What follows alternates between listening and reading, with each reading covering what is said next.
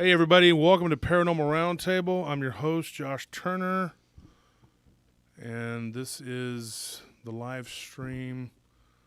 Camera needs to be turned turned up a little bit. I think make sure we got everything here. It's a work in progress. We're getting better equipment, better everything, trying to whatever. But I'm looking down at a screen, which hopefully next week we will have a different screen. But today we're using this one. We're doing what we can. It doesn't matter. You're not here to look at me in my face, as handsome and delicious as I am. You're not here for that. Josh Turner at PRTpodcast.com. Josh Turner at PRTpodcast.com. That is the email address. You can look me up. You see the Patreon.com/PRTpodcast. We're trying to get more listeners onto the Patreon to help support the show, and then we can start pumping out some content on Patreon that will be exclusive to the people who help out with the show through Patreon. Now, the other thing I'm going to tell you is that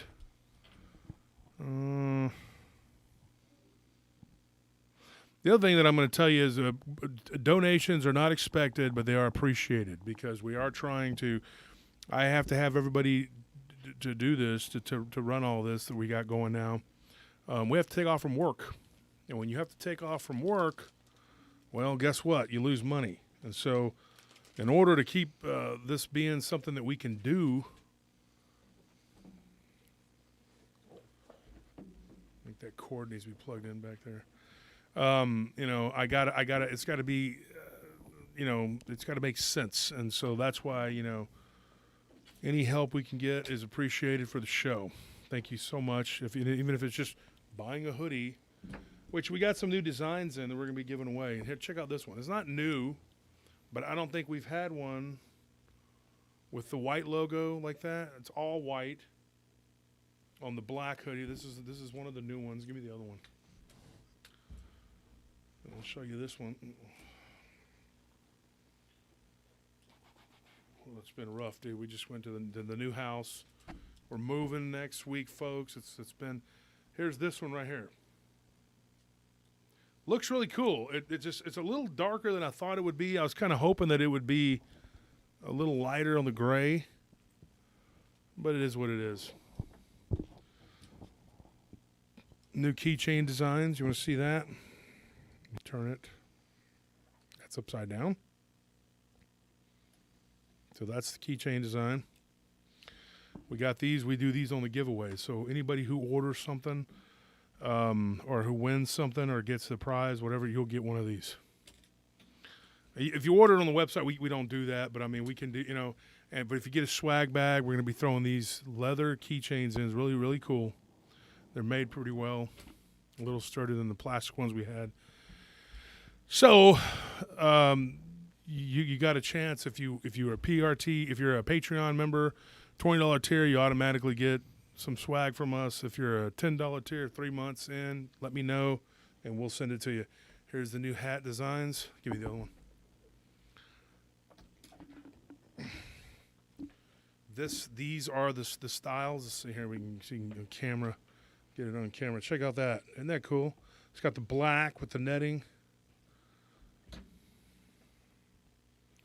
And those are really cool. So tonight, we're going to give away one of each. We're giving those away. That's what we're going to give away in an autographed book. So, that being said, we're trying to let people get into the chat here. We're trying to start on time today. I've been getting chastised about not being on time, not when we say we are. And even though we had to move some furniture into the new place today, we managed to get here on time. You go chill that for me.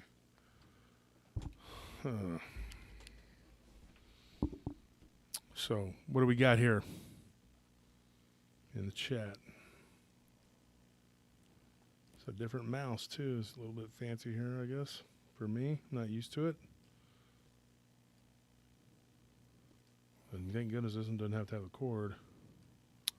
We have 128 people watching, and we already have 47 likes. Thank you, everyone, for liking.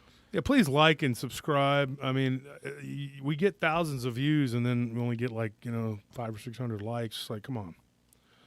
Doesn't hurt nothing to hit like.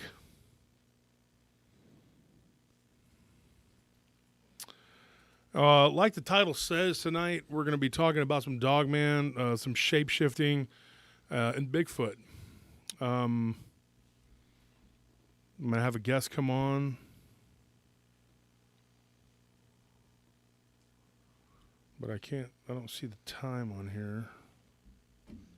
Time is 7:52. Okay, this doesn't say it on the screen. So I have to use my phone. Chat box is up tonight, unlike last week. And last week was a good show, but a lot of complaints about the chat box not being up, and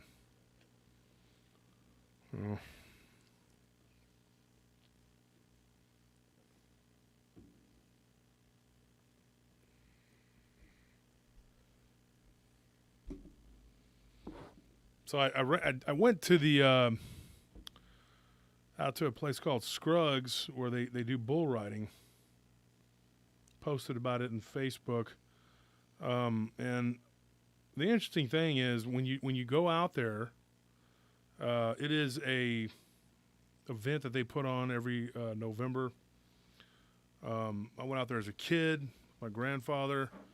They didn't have the nicer arena that they use now, but I had a great time. We went out there. It was me and Anthony and Tony and my friend Loki and Alec, and of course my wife Nellie, and we all had a great time. Shout out to Ezekiel Mitchell. He's a professional bull rider. I took a picture with him, and I'm planning on going to the event in Salado on the 10th. These guys are PBR, Professional Bull Riding Association, and then well, thankfully, the one in Salado is going to be indoors because it was cold. It was cold. I mean, I was freezing out there, and it was like the wind was just blowing. Yeah, and and geniuses saw fit to burn treated wood to keep warm. It was giving everyone cancer. Yeah, and the crazy thing too, there was a lot of people that were there from Brazil, because bull riding is big over in Brazil. And so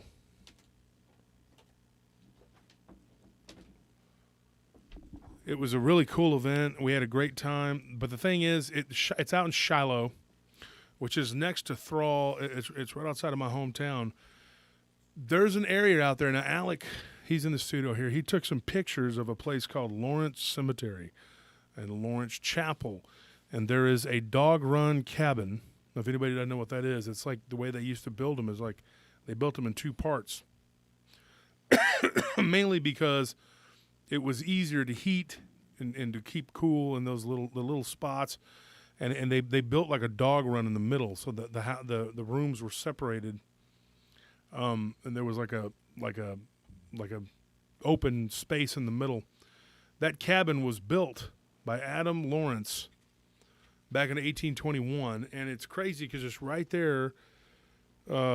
It's still there. It's not been burned down. It's untouched. The Native Americans didn't destroy it, because typically, if you were out in the prairie, on the plains or whatever, in the 1820s, there was a lot of Comanches in this area. And it's by the grace of God that it didn't get burned down or destroyed, and it stood the test of time. I believe we got pictures of it too, didn't we? Okay, well, anyway, that Lawrence Chapel's been there for a long, long time. It's well over, I think, 130 years old. The cemetery now, I know, is like it's very old, since the 1820s. It's been the last of the Lawrences that his the guy that my grandparents, he lived with my grandparents, and they took care of him until he was in his 90s. His grandfather was the one that founded that, and he died back, I think, like in the mid 80s or something. But his grandfather founded that back in the 1820s. And Lawrence Cemetery, I've gotten a few weird reports out of that area. I've gotten stories of Dogman, Bigfoot, and just in that area, not necessarily the cemetery. The cemetery, I've got a story that I told about a demonic-looking black cat that walks around on two legs. And that brings me to the shape-shifting thing. We were out on those backcountry roads, and we were talking about it. And we were talking about a story that we were given about a feline, I don't know what you want to call it, cryptid. I don't know what you would call it. Hold on one second, folks. I'm trying to get this adjusted here. That's a little better. Let me move my chair down just a little bit. Oh, there we go. I don't know what you would call it. If you would call it a feline cryptid, I don't know, because it's not an animal to me.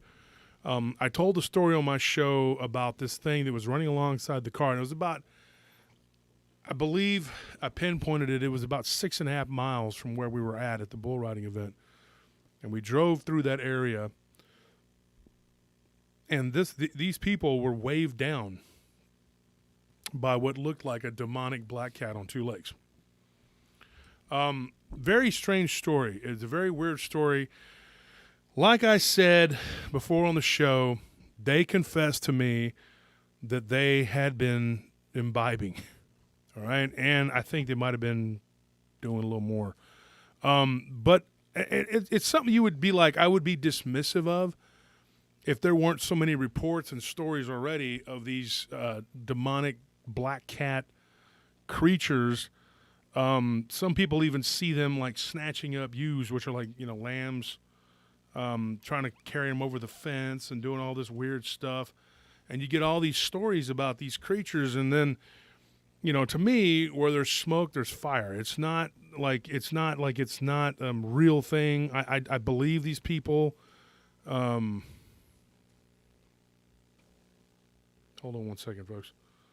I believe that these people are actually seeing these things, and I believe the people that saw that were actually seeing what they saw. And sometimes whenever you see...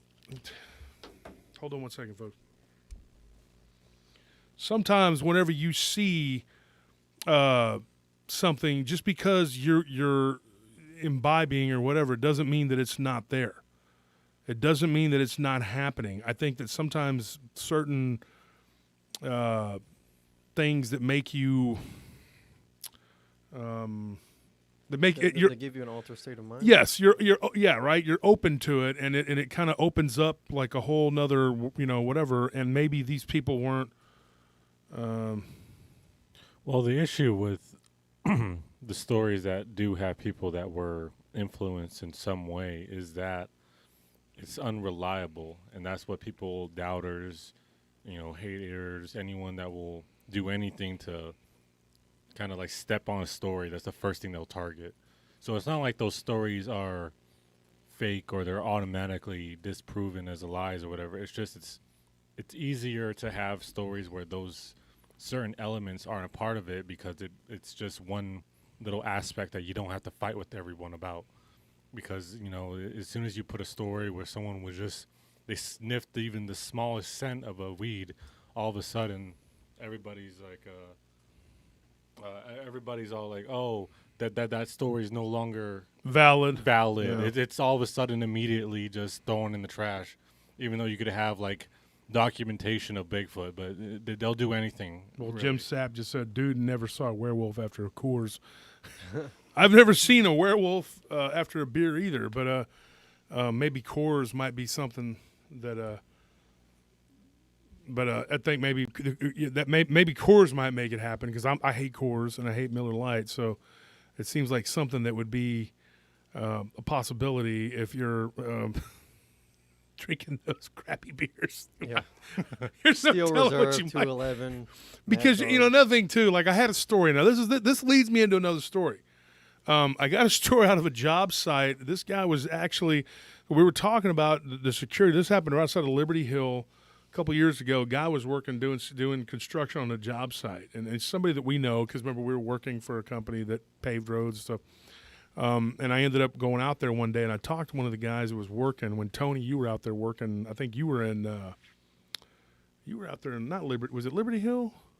No, it was. I know what you're talking about. It's Was it not Oh, we're Delphi? talking- It's Are we talking about the paving company? it's what Yeah, was yeah. that? That was out in Lago Vista, wasn't it? Lago Vista. Yeah, Okay, that's you were what at it Lago, was. which is where we're building the house, which we got approved, and hopefully that's going to start in this coming month, just in time for us to move to our other house and then move again in a year. So great, whatever. Things are great, but the thing is, we were out there, and there was a guy that worked for them, and I had talked to him one day, and we were kind of talking about this project he did out in Liberty Hill, and he was saying that one of his guys had gone to a porta-john. Now, if you're drinking those certain beers, you might end up going to the porta-john a little more than usual, which could be a problem created by the beer. I don't think that you're gonna drink one and be like, oh, I'm seeing aliens. I mean, I don't know how drunk you'd have to be or how high you'd have to be to see those things, but I don't believe that's what's happening here. This guy, Joe, though, had gone to the porta-john, and he was the last one out there on the crew. And it, like I said, it happened out near Liberty Hill, and they were doing a job out there. And it wasn't. They weren't building the road. It was pavement, something that they were doing. And he said that something was shaking the porta-john. Now, when how you can look through the porta-john, you can see Yeah, they got those. the little slits. Yeah, Yeah, the you can vents. tell there's something there. If you look out, he looks out both sides, and then he sees something walk by real quick, and he's stunned. And I don't know the guy's name. He's a guy from Mexico, whatever, but he told his boss this. And what he saw, the description he gave his boss was very much of a Bigfoot type creature, not a Dogman. It sounded, Timing. huh? I said perfect timing. What a time to see a cryptid while you're doing your business. Yeah. Well, there was a story I got, and you guys probably remember this one too. He was a guy that used to show up at one of our job sites when we were working for a major construction company. And I told it on the show on DER, and it might have been at the end. It was at the end of one of the episodes. It was the last one on there, and the guy's name was Jaime. I don't know if you, Anthony. I know you remember him. Tony, you might not. Yeah. But he had something mess with him, and he was in the porta-john. But this was up, I think, near Childress when that happened. I think it was near Childress, Texas, if you look at a map. And he used to come in early all the time, but he would always go and park by that light. And I know you're talking about, you know what I'm talking about. It was near Del Valley. Yeah. And I had a very interesting situation that happened to me out there. I had a guy pull a gun on me. The only time on a construction site anybody's ever done that, and I ended up having to do something, and then the police came, and it was a big mess. This guy, though, Jaime, what happened to him was he went out to a porta-john to use the bathroom because he had gotten there early in the morning. This was up near Childress, Texas, which is up in far north Texas.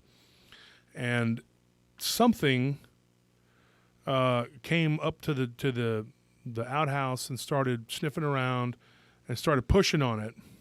And I believe he didn't see what it was that had done it. But when he got out of the outhouse, there were big, huge wolf tracks.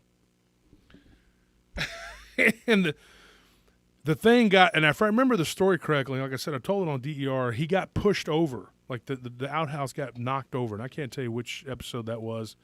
Like I said, I was on his show 13 times with long episodes too. And I remember him getting pushed over, and, well, I talked to him not too long ago about it, and I thought, man, it'd be nice to have him come on the show and talk. Problem is, he doesn't speak real good English, and he's kind of apprehensive about talking, And, Has a thick accent, maybe? Yeah, he has a thick accent. But, I mean, and Anthony, he wasn't like a liar. No. I mean, he wasn't a guy he was a reliable guy. But he always came in early, and he sat there by the lighting. And I always told him, I said, "Why do you come in an hour early and sit there by that lighting?" He goes, I'm always early. He goes, but I don't ever go sit anywhere where it's dark on these sites anymore. And that site was very much adjacent to the Bergstrom area, which is the airport, where there have been multiple Bigfoot sightings out there. And I had an encounter with something that was invisible, which was walking around the truck, which had claws. I could hear them clicking on the. Thank you, Jamie Rochin. Says, "Here's $5 Dogman dollars." Thank you for that. Every little bit helps. But when he got knocked over in the porta-john, he told me that whole story one morning while we were sitting there waiting. And I felt terrible for the guy. Well, here's another one. I was talking to this guy. This was about 6 months ago, and I was having a conversation with a guy, and I thought about it, and I was like, you could do an entire episode just based on people having encounters going to the restroom. But it doesn't. It's not surprising because one of the times that people would get attacked or struck when the Indians would attack the settlers would make a mistake of going off by themselves to use the restroom instead of having somebody there. They wanted this privacy, whereas the natives were like, "I'm just going to go right here. Y'all watch my back." Yeah. They didn't need to sneak off because they knew that was a possible death sentence. And the Comanches and the Apaches were real good about ambushing people that were doing their business. If you're out in the prairie, and you go out, I got to go behind some bushes, and you sneak away. I mean, there's a lot of stories. You're vulnerable. People go missing. National parks, state parks, like, I'm going to go use the restroom, and then that's it. That's it. I think it's a very prevalent theme in horror movies, too. It's like, I'm going to go take a deuce, and then... Well, I saw a comment that was a good question. What's safer, the porta potty or the bushes? Well, you can get bit by a snake or a spider in either one, so I think the snake's more prevalent in the bushes. Porta potties probably have more spiders, I guess. Yeah, definitely do. The one over there I remember sitting down at the one over there by the lake, the one where you pull up right up to where that's dry because it's been so, but it'll fill up, then it'll go back down. It's right there off of Comanche Trail. And I know you guys have been out there with me, and I took Nellie out there when she first came. And I sat down in there one day, which was a mistake, and a big old spider came just coming down, about to get me, and I had to smash it into my hand. And I don't know, my hand swelled up, and I don't know if it was from poison, from it, maybe fangs going into my hand, or I just hit my hand so hard that I hurt my hand. Let me tell you something else, too, folks. On a side note here, okay, I had a physical altercation with, so I'm not going to get into what happened. It started at the gym, and it ended up at a store.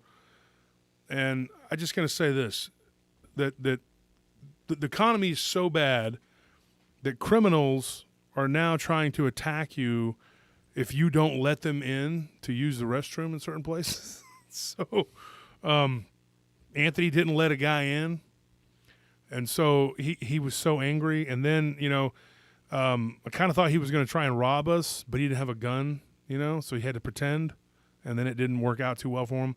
But that's how bad the economy is, folks. I mean, like, these people, there's so many homeless people just they've come in here in droves, and there's a bazillion of them.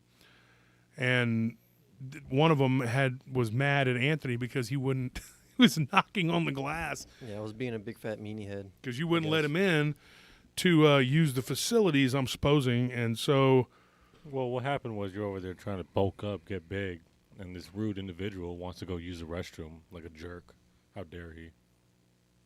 Well, I mean, he was honestly just knocking on the window, being a nuisance, though, and we don't even know if he wanted to even use the restroom. Who knows what he wanted? The Yeah, cussing and the threats kind of let us know he that was he just was angry. I mean, I was on the other side, and I could hear him screaming. Like, I was just sitting there doing my deadlifts, and I hear someone pounding on the window behind me, and he's just like, I didn't even do anything to this guy. He was already mad, cussing and screaming at me, so I don't know.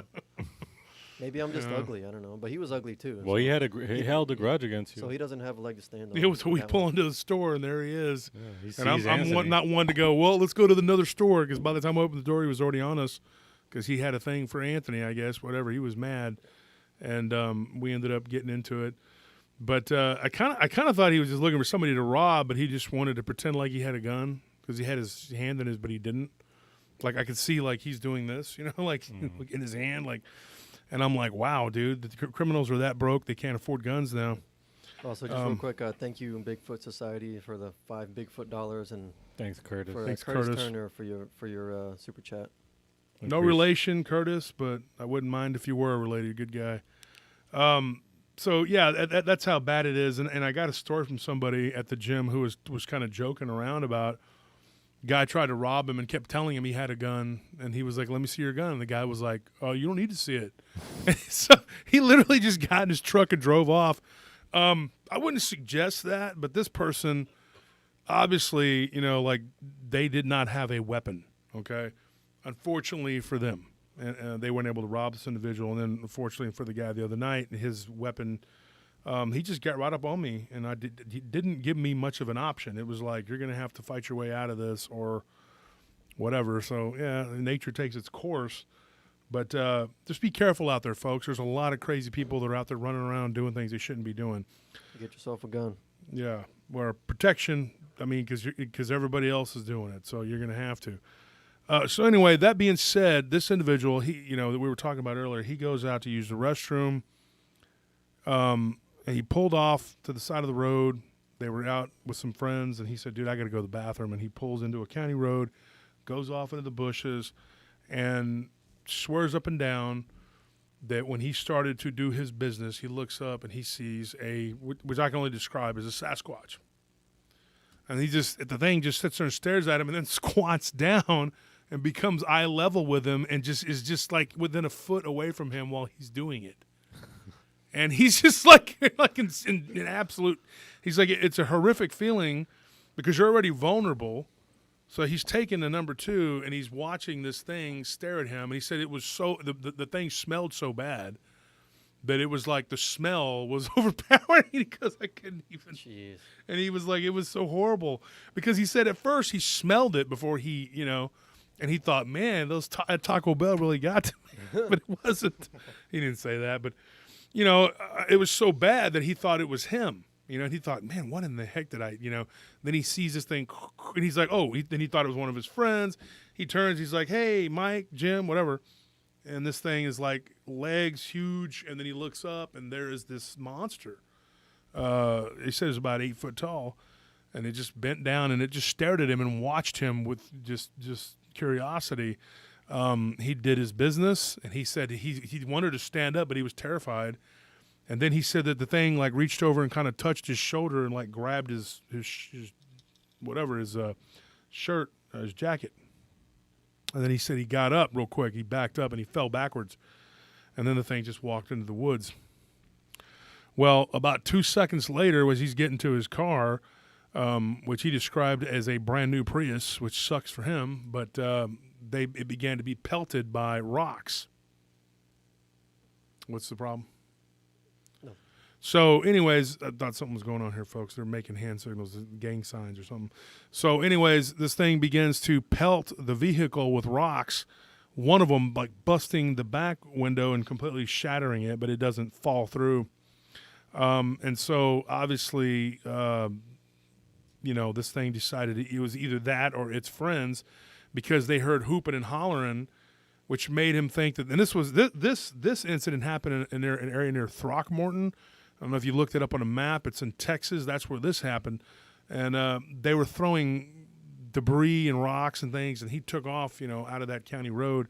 Now, I don't feel too sorry for him just for the fact that, he's not a Texan.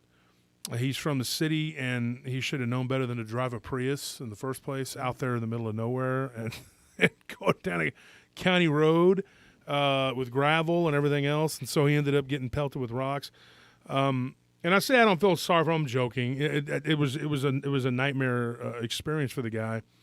Somebody says a Prius deserves to have rocks thrown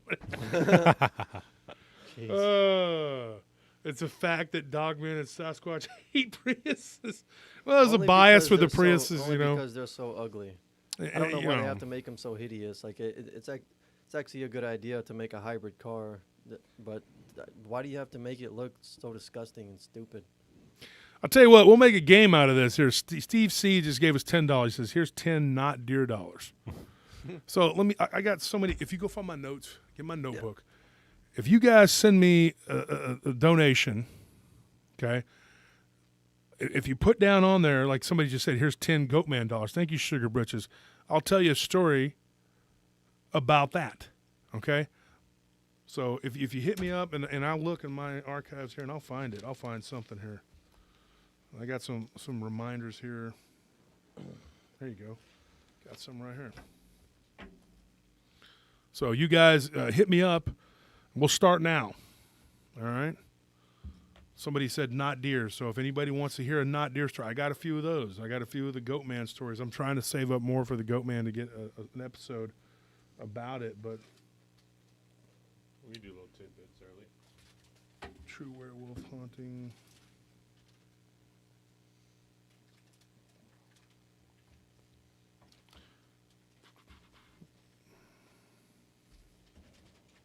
I'm looking at my notes here, folks.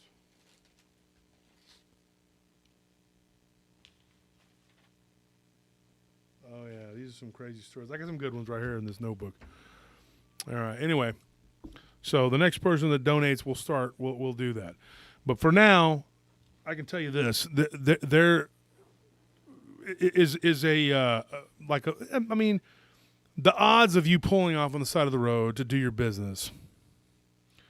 The thing is, if you do it in territory where these things are, I would say 100% it would be a bad idea to relieve yourself in their area. And with the, you may say, hey, well, Josh, how do we know where the area is? And I would ignore you because if you're not my friend, you call me Wolf if you're my friend. Call me Lord, Josh, if you know me. I'm joking. All right. So here's the thing. If you pull off on the side of the road, and this happened to me near the Werewolf Church, which is what we call it, about 1.5 miles, 2 miles up the road. I couldn't help it. I pulled off on the county road, and I had to do number one, and my wife was with me, and we heard crashing and something and growling, and she freaked out. She had a full-on panic attack. I got back in the truck quick. I probably shouldn't have done that. But it was the urge to go was so strong, I couldn't, there was nothing I could do. Somebody says, here's Gugwe bucks. There you go. And all kind of cryptid money. I'll tell you, that's not a hard one to do. We got plenty of stories like that. Now, one of the stories, that's actually an easy one because one of the stories I was going to tell tonight about a Dogman, and I was going to let you guys decide what the heck it was. I was talking to a guy right outside of El Paso. Do you guys know where Anthony, New Mexico is? Yeah. Okay. Yeah, we passed through there. Yeah, Anthony, New Mexico, and this guy had stopped at the rest stop. There was a rest stop right there, and I said, I've been there. Yeah, we stopped at that one. We stopped at rest stop. I've been there multiple times, and he said he went up there, and it was late at night. It was about 3 a.m. It was on a weeknight. There was nobody out there, and he said that he went to use the restroom. Yeah. Went in there, and he said that they were the things were locked at that time, whatever. He couldn't get in. So he said, I have to use the bathroom. So they pulled up and he walked up the little embankment, whatever, and kind of went down. And he didn't even get a chance to go. He sees this thing kind of squatted down. There's like a little wall right there. And he said it was squatted down, and he thought it was just a big lump of like a bush. And he said it stood up. When it stood up, now he gave me a very good description of this thing. This guy's name was Miguel, and met him through his cousin, who's a listener to the show, and got his story. And thank you for that story. But anyway, when this thing stood up, he said it had a very wolf-like face. This part of its head, like this part right here, he said it was real fluffy, kind of poofed out like a werewolf's head, but it was round, very round. And then it came up and kind of poofed up, and then the ears kind of came off to the sides, like up like this. Not like the one I saw that was more straight up and down. It was like off up to the side. And he said it's definitely wolf-like. The thing was, the upper body was massive, and he said it looked like a bodybuilder, but it was just like there was no V. It wasn't that bodybuilder shape. It was just straight, and then the legs looked very much like a man's legs. And he said, what do you think it was? Well, I can tell you right now. I got another story. That was just, somebody says, for paranormal stories from Border Patrol agents. I don't have one of those right now. In fact, you know what? I might, but I don't have them in my notebook. Sorry, Monica. Pick something else. Thank you for the donation. But thank you for the donation. Thank you for everybody that's donated. So one of the things that happened, so he asked me, he's like, what do you think this was? He stared at this creature. It stared at him. He bolted, took off, got in the truck. This thing went around the other side and just kind of walked and then went away. Didn't follow him. Now, a lot of people will say, oh, it wasn't planning on hurting him because it didn't rip his balls off, okay? It wasn't going to kill you. It was brownish black, and he said it was dark, but he could still make it out. The moon was full, which I'm not saying that's why it happened, because every time I say there's a full moon, people are like, oh, you're talking about it's a werewolf. I didn't say it was a werewolf. I just said it looked like whatever. Okay. You said Gugwe. Now, that's the best I come up with. And the reason I'll say that is because I got one out of Ohio. And this one was north of Dayton. And I'm going to tell you right now, this one was on the side of the road, was almost identical. It was when they drove around the corner, the girl that was with this dude said that she thought that the legs looked straight like a man's legs, and she thought this thing was wearing, okay, this is going to sound crazy, but she thought it was wearing like a tracksuit. And follow me though, that's not what it was. Well, her and her boyfriend kind of argued, but then I was pretty sure it wasn't a tracksuit. But when it came around the corner, the lower legs were gray and shaggy, okay? But it was straight like a man's, and they could have swore that it had shoes on.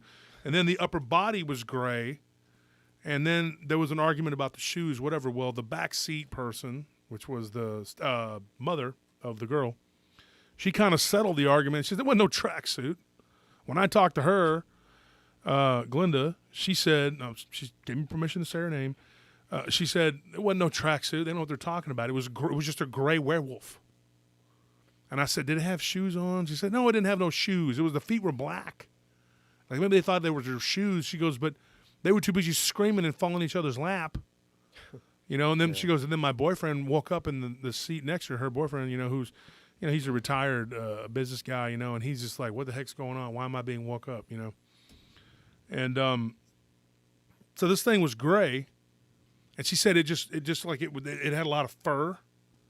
So when the wind was blowing, and she said it looked kind of like, she said it was like 2008, and she said we just drove by it real quick, and she goes, I looked at it right out the window and got a straight on look at it. I said, can you tell me about the head? She said the head was huge, oversized, like too big for the body almost. And it had like this round, and then the ears kind of stuck off to the side. And so when you put that into the database, I don't want to say database, it sounds all fancy. You know how we do it. We compare the notes to the stories we got. And I said, you know what? I got one like that. And I went back and I found it, and I got about 6 of these. I can tell you off the clock, it's just boom, boom, boom. I can rapid fire them. And I said, this sounds like Anthony, New Mexico. And of course, Anthony, we talked about Anthony, New Mexico, because, and somebody's in the chat room, and this is, you're going to think we're BSing here, but did we not get a vampire story out of that area? Yeah. Yeah. So, funny thing, there's a lot of vampire stories out of that El Paso area. I don't know why that is. Somebody can tell me why that is. So, what ended up happening was, I said, look, I didn't see something. I didn't say, I said, people told me they saw something that looks like this creature that you're describing with the oversized head. And she was like, well, that's really weird. I don't know, what it was, whatever. The young people couldn't really give me a full-on description of it. They were driving, and the girl next to him was just in hysterics. But her mother was able to, because she's about my age, and people my age are smart, so she paid attention and saw what it looked like. It wasn't no gray tracksuit. It wasn't Adidas's new mascot. Okay, it wasn't taking... taking Kanye's Was it place. on a run? They're like, you're the new mascot now. We're not gonna sell Yeezys anymore. We're gonna sell Wolvesies. Okay. But so I said, because that sounds really weird. And I thought maybe we got something here. Maybe we got something with clothes on. No. But the legs were straight up and down. There was no backward bent legs. What is the significance of that? I don't know. I'm not gonna sit up here and go, oh, and if it has straight legs, because some people, like I was in a group, and I didn't, you know what? I resisted. I'm proud of myself. I resisted the urge to get on there and call these people idiots and start talking a bunch of trash. And, and even though I was just stoned out of my mind and full of booze, I drank like a 5th of Jack, and then I was thrown up, and then I got sober again. Then I drank some, I don't know what it was, rubbing alcohol. I'm a mess. I'm just all over the place. I do this every morning, folks. I'm kidding. I am completely joking. I don't even drink hardly ever. I'm straight edge, man. I'm your best friend. Trust me. So I'm over there and I'm looking at my phone and I'm sitting there going like, oh, I want to say some of these people so bad.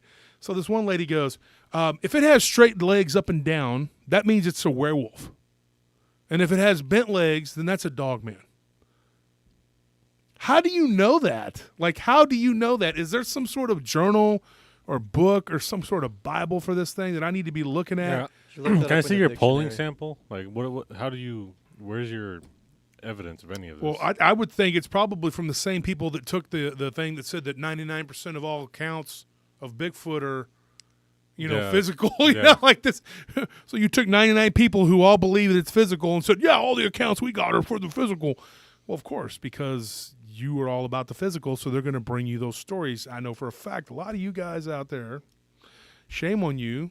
okay, you will only take stories that fit your particular narrative. And if somebody else gives you a story, then you punch a bunch of holes in it somehow. And some of my own, I have to move this stuff right here. There's too much stuff on this. For just a minute, we need to. Yeah, we have a lot of donations. Yeah, we're going to Super acknowledge that chats. real quick. Let me finish this real quick, and then we'll acknowledge that. But here's the thing. I know what you do. You only take stories that fit your narrative.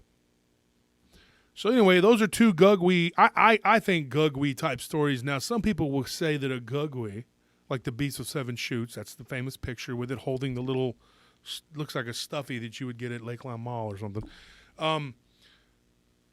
I honestly think that creature broke into my house and stole one of my wife's stuffed animals. She's got a million of them, and I need it back. Beast with Seven Shoots, I'm going to kick your ass. I ain't playing. All right? Watch what happens. I'm going to get you. I'm pretty sure that was her pig, her stuffed animal pig. Ask Nelly if it's missing, because I'm going to go 7 shoots. I'm going to do what I got to do. Straight up, bro. For real. And that's like one of those little cryptids. Because if it is, I went in. I went in. It's not little. It looks like a giant. It looks like a giant demon. Okay, never mind. I'm good. I was gonna say I'm all for stomping on the little tiny ones. The little Are we being up to? I I like mean, that. the little obnoxious tiny I ones. I huh? don't like the little tiny people, cryptids, whatever. Oh They're my creepy, gosh, dude. that's They pun 'em. that is your thing, isn't it? So, folks, we got here goes Appalachian Tales of Terror with Jimmy Blanton. Jimmy's a good guy. He said, "Here's some wood booger bits." Laugh out loud. So Jimmy, we've already told a couple of Bigfoot stories. I appreciate the donation, though. Thank you. David. Now, Dave Buckholz says here is Vampire Dollars. There you go. Or Jiden. I'm not going to say his name, but so Junkyard Dog. here's the thing. I can give you a vampire story, and we'll talk about that one right out of Anthony, New Mexico. It's not a real long one, but that is one that we just talked about not too long ago, because I was like, hey, this is right out of the town where Anthony is named after you. And we were joking about it, and then I remember we talked about vampires being in El Paso. But these people, they were traveling through, and they ended up they were going through that area for whatever reason, and then they ended up cutting up and going up into Carlsbad or whatever. I know that area pretty well. I've been through there 100 times. Right there on that road, right as they're passing outside of Anthony, they see something sitting up on like a little ridge, like there's there's like kind of like a hills and stuff out there. They see something up on a small little ridge, and they're driving by it. And then it just like swoops, like it comes down, like it's going over their car. The driver didn't get a good look at what he was seeing, but the guy next to him said that he looked up and he saw. And of course he said, dude, and this isn't a long encounter or whatever, but think about it. I mean, it is creepy. And he said, have you ever seen the movie Nosferatu? Well, I have not. I've seen clips of it, like he's creeping and you see how he looks and all that. I've never seen the movie. I've never taken the time because I don't have time to do that. I don't have time to scratch my head. I don't have time to do that. And he said, well, it looked like Nosferatu, but everybody can look it up and see what that looks like. Because some of these vampire stories, and he didn't say I saw a vampire like most of these people. They don't. But he just said, I saw something that was weird. It was creepy. It flew over the top of our car, and then it was gone. Pew. And it was right outside of Anthony, New Mexico. Not the only one I've gotten in that area. Now, not in Anthony, but in El Paso. About 3 different ones. Now, if anybody's is familiar with El Paso, they have a place there called Chico's. I don't like Chico's. That's not my thing. I'm not a big Chico's guy. I went in there, and they're like, oh, you got to try it, blah, blah, blah. And I went to go see their minor league baseball team, which is now the Chihuahuas or whatever. Yeah. And we went through there, and I think the last time we went there, Anthony, we were going to California. Yeah. That unholy, ungodly place. But we had to go through there, and unfortunately, so I stopped at Chico's with Diablo and Scorpion and some friends of ours, and we were in there about 15, 20, I wouldn't even say 15. That would probably be about 14 years ago, something like that. So we stopped there and we went to Chico's. Everybody's like, "Oh, you got to try it." It's blah, blah, blah, So we went. We tried it and they liked it. I didn't. I don't like my taquitos just covered in sauce, whatever. But I got a story from somebody who actually used to go to school with me, and he actually was from El Paso. When I started doing my show, He's a cool guy. I used to box at a Tulpas Recreation Center, and then he tells me, "Hey, I got my grandmother. I told you I was from El Paso, and he was talking about this vampire thing." And same thing. She's driving along. They're pulling out of a Chico's Tacos, and like he said, there's probably like 8 people that saw it. He goes, "There's like several people. I'd say 7, 8 people witnessed this." And they see this thing kind of swoop down and look at them, and it made out a screech, almost like an owl. And everybody was like, "Lechuza, Lechuza." And then it zipped off. The face, same thing as the people from Anthony, the 2 guys from Anthony. They, of course, one of them was Arabic, and he thought, "Oh, it's a jinn," because they think everything is a jinn, because that's what they believe. Well, this thing in the face looked very vampire, like a Nosferatu. And the other guy said when he was the one driving, and the other guy was Arabic, was his business partner, he's a Lebanese guy, and he said it looked like a vampire. And he said, "Have you seen the vampire Nosferatu?" He's like, "That's the way he described it to me." He goes, "But it did have like a bald head."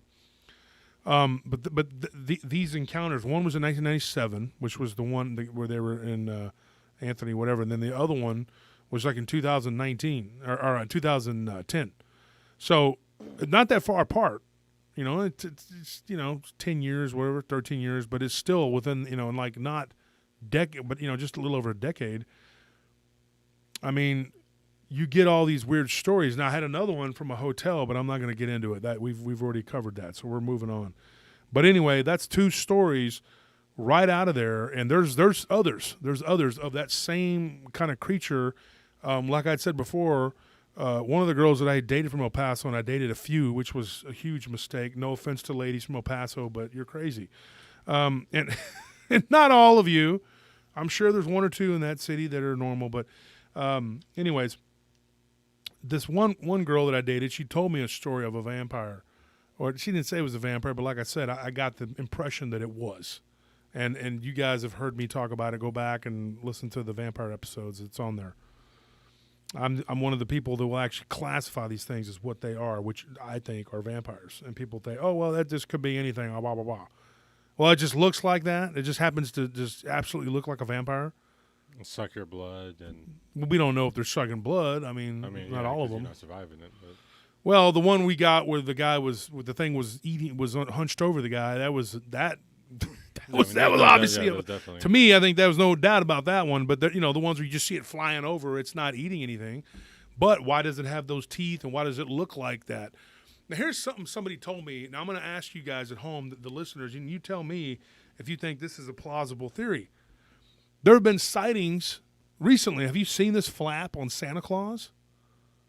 Have you guys heard about that? Yeah, look it. I'm not joking. Look it up. I got a couple reports. What do you mean a flap on Santa Claus? People seeing Santa Claus flying through the air with reindeer, and it's not a joke. They're not joking around. They're being serious. The guy out of Iowa says his kids. Anyway, look it up. There's a flap now. I just saw it on Facebook, and I saw it on Instagram. People talking about it. It's a real thing. Now I did some diving into it, and I went back into our archives. And I found a couple stories where people had told me that they saw a Santa Claus type encounter. One was a guy on a roof, and he literally had deer, and his kids saw it, and he saw it. Could be a guy just making stuff up. So I thought it was ridiculous. That's when we did the Krampus one, Tony. Remember we did the deep dive? And I thought it was ridiculous. But my friend Eddie told me, and he's got a paranormal deal, whatever. He said, look, Tulpas. Belief is a huge thing. What if these people have created these entities with their thoughts? Well, we have 7 billion people now, so. Well, that's what I'm saying. We got billions of people on this planet. People are creating thought forms. I mean, when we talked about archons the other day, archons, one of the things they do is they infiltrate your mind, and I think their children are you create the children for them. I don't think they do it so much as we do it. They implant us with seeds that germinate and become something. Oh, okay. I think that's how they breed their creatures with us. Yeah, it's like we give them the flesh. The archons are spirits, and we create tulpas. So that Santa Claus sightings could be a tulpa, because think about it, millions of kids around the world believe in Santa Claus. So something can't be believed if it's not, you know what I mean? Like, Yeah, and I think it could also be like a localized thing to where if there's a high enough concentration of people like in like say one city or like one region who subscribe to a certain belief in a certain creature, cryptid, whatever phenomena, what have you, then like maybe there it's real and it exists, but outside of there, it's a different story, and it can vary from place to place depending on like how concentrated a certain belief is from region to region. yeah. Yeah, and so it could be tulpas. I mean, that could be something we're dealing with here. Moving on from the vampire thing, here we go. We got Junkyard Dog says I got $2 for Mothman bucks. So here's a Mothman one. I'll tell you, we recently, not too long ago, we had the festival. We didn't go. But according to Nick, Barton, and what's his name, Ken, there were several paranormal roundtable Hoodies sightings. and- Hoodie, yeah, people awesome. wearing, not hoodies, but wearing our shirts and wearing Merch. our bags and other stuff. And so they were tickled by that, and I thought it was funny. I can't remember if it was Lyle or Ken. One of them said that somebody came up to him and said, "Hey, you're Josh Turner's friend." It's like, these guys been around for a long time, and they take it. They're good guys. They took it in stride. They're not like, "You didn't see me on TV. You just talk about that guy." They just kind of laughed, and they took pictures and sent them to me, and they were kind of tickled by it. But it's funny because right outside of there was a couple that were coming back from there. Now I didn't want to say too much because I was hoping that she'd get on the show and talk about it. Not really interested in doing that. No, it's not for everybody. Not everybody wants to come on and talk about their experiences. This person wasn't interested in that, But anyway, they live in Florida. They drove all the way up there to Point Pleasant for the Mothman Festival. She fell asleep. They were going home, and they were like, I think she said they were somewhere in Georgia. And they see literally her live-in boyfriend or common law husband. I don't know how that works in Florida, but they've been together for 10 years. So I'm assuming it's kind of like a husband, but boyfriend, whatever. And a couple that was with them, that rode with them, and they were taking turns driving. She said the couple that they were with had been arguing. Like they had been having problems, and it wasn't a pleasant trip back. They were describing the argument or whatever to me, and it was kind of funny. I understand that everybody gets along all the time, but they thought maybe that the negativity, had and their thoughts and focusing on it maybe caused it. I don't know. Which is interesting because it just one subject leads to another, and I believe that all things are possible, and I think that the more that we focus on something, it could make it happen. So anyway, what ended up happening was they saw something swoop down over the top of the car, and it scraped it, and when they look to the left, they see something dark and black flying off to the left. They didn't get a good look at that. There was no red eyes. They didn't see anything. They just saw some large black thing that they knew was not a bird because it was the size of a person. Unless it was a thunderbird, which I don't know. But the timing is uncanny considering they were coming back from the Mothman Festival. That's what I thought was weird when I got that story. And they had actually reached out to another person who was sort of I guess he's more of a cryptid, Bigfoot type guy. And he was like, yeah, I'm not really into the whole Mothman thing, So he sent him to me and Nick Redfern. And so I don't know if Nick's gotten the story yet or not, but they said they reached out to him. But, I got that story. So that's the Mothman one. Shotzi says, just because, thank you for that donation. $50, man. Shorzy, yes. Thank you so much for that. Yeah, we appreciate that. Very generous. Somebody said, this is here says 10 Rougarou bucks. Rougarou is weird. If you go by the location and say that the Rougarou is a localized creature coming from Cajun and Creole legends that go back way, way back, and these are stories, if they're to be believed, from Louisiana. Right? Everybody's heard the stories of the Rougarou. Or the Lougarou, which is the Loop Guru, whatever. And so when you go back and you look at these stories, whatever, I believe my grandparents had an encounter with what could be the Rougarou. If you go by them being from Louisiana and those being localized stories, happened right outside of Alexandria when they were. My grandfather was a truck driver, and I think I've said this before, but it was hyena-like and it stood up, and you know. Now, there are other stories of this creature.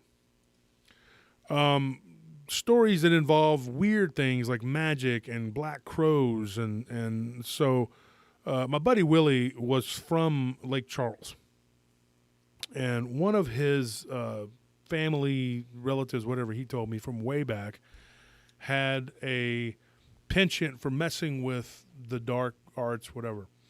Now Willie, he told me this years and years ago. And he told me that he hadn't talked to that individual in a long, long time, but it was something that his grandmother had told him or something. But it was a story about a woman who was a witch, and she lived back up in the swampy land in the bayou, and she had said that she could shapeshift, but it took certain like items and blood and all this other weird stuff, and that people could go to her. Now, this supposedly was, I think, his grandmother's friend or the ancestor or whatever. But it's to me, you can't substantiate it, but it goes along with those tales of these things being like a, what do you call it? Like an urban legend. You know, you get these, you hear about them over and over again. Like somebody gives you some sort of like money or something, gives you, or back then it was years and years ago. They'll trade you I'll trade you 2 chickens. You go and terrorize this person for me because I don't like so-and-so because Fontaine is not a good person and they've wronged me in some way. So this witch, I can't remember whether he said it was his great-grandmother's mom or his great-grandmother's mom's friend, whatever, was able to go and shapeshift and actually kill people. And she would wait until these people would go out into the swamp and they'd be alone, or they'd be with just 1 or 2 people, and they'd go missing. And they would never find the bodies because she, in her werewolf Rougarou form, would eat them. And supposedly she was Creole, and she spoke French, and she was very much, a part of that region, and the folklore of that region is very much grounded in French legends and everything. And Creole, they tend to be of black and French descent. And so I do believe he said it was his great-grandmother or something like that. But anyway, I could be wrong. It could be her friend or her family friend, whatever. But that is not, there's no particular story he told me like, hey, this is the story of something that happened. It was just, that's the legend. And it's sort of an urban legend. And so you get these stories. Now, I do have one about the Rougarou, but I'm not going to tell it here because I'm waiting for some other stuff to put it in and possibly put it in my book. It's a pretty good one, and I'm saving that one. But any Florida cryptid stories? Florida cryptid, skunk ape. I'm right off the top of my head. I can't say I got any. I got them, but not right here in front of me where I can just look over at them because I just sat here and looked at these. Let me see what I got. These are just the ones I scribbled down that are for sort of paranormal potluck, but I got so many, man.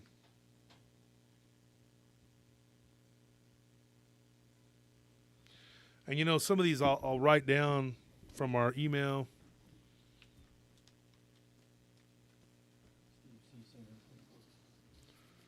Thank you, Steve, for that. Liberty, thank you for the donation. Dumpster Diving Dogman. Travis, thank you for the donation. All of you, appreciate it. But like what I do is I'll write down these stories, and you can see there's so many. And then I'll mark off the ones that I've told, for the show. And then I'll have others that I'll put in there, and I'll just put the notes. That's all I need just to go back, as I memorize these from the emails and the messages. And then I can't. Sometimes I get confused because I don't always use all of them, and then I can't remember which ones I've told, which ones I've not. Because somebody accused me the other day. They're like, "Oh, Josh Turner tells the same old tired stories every day." Blah blah blah. You know, thought I was pretty good about that. If you folks at home right now remember me telling the same old tired stories, and let me know, and so I'll stop. Just remind me. When you got 1,000 stories that get sent to you, then you might have the same problem. Because you don't know which ones you told, which ones you haven't. Not to mention, we do 131 live shows and then, almost 200 other shows. It would be impossible to know exactly what stories we've done, especially since you also go on other shows, too. Yeah, and whenever I go on anybody's show or whatever, I try to bring a fresh, I don't want to tell the same stuff. But sometimes people want to hear, like I'll go on someone's show and they'll want to hear the same something that's been, so I rehash it. 367 people watching. Thank you so much. But we only have 179 likes. So go ahead and hit that like button. 10 Genosqua. Well, Liberty, I hate to disappoint you, but Genosqua is very similar to Gugwe. And the Genosqua stories, I did a whole show on that on another person's channel. And, I should have known that person wasn't going to do anything or make anything of themselves there. Mistake. You make mistakes. And so I thought this person had, they had potential, but they never could get it together or do anything. So I went on his show and I gave my stories from that to that individual who, like I said, I don't know how that person even people invite him on their show too. I don't even know how they do it, but I'm not even going to say his name because I don't want to get into it. Just a very disappointing individual. But the Genosqua is basically these Bigfoot that actually cover themselves in sap. That's the legend, and then they roll themselves in dry creek beds, and create rock that protects them. I mean, to me, it seems a little far fetched. I mean, that's what he was saying, and I'm like, how much tree sap is there out there really for you to be able to do that, and then roll around a large amount of tree sap enough to cover. Like, unless you park under it, then it'll coat your car. And completely. that would leave visible. You won't be able to open the door of rooted trees that have been stripped of sap. Yeah, I mean, it's one of those things that's just harder to prove as true because it leaves a lot more physical evidence. I feel like. I mean, if you're going into the forest and getting stuck on everything because there's all this sap everywhere, and you're like, where the heck is all this sap coming from? Maybe I could understand it. Yeah. But drink. So, my throat is dry. I had to have somebody help me out here. David Buckle says, I think one of your best shows when you told that Tower of Terror story when you were in the building, walking around the roof. Yep. Yes, sir. And I've showed a few people who've come to visit. I've taken them and I've shown them that building. But I'm not at liberty to say because I don't want people going up to that building and going, oh, yeah, Josh Turner says, it's haunted. Let's go. Let us walk around up here, and then. No, we have free reign. We heard it on a podcast. Yeah, exactly. 10 more minutes, we'll bring on our guest. Anything else?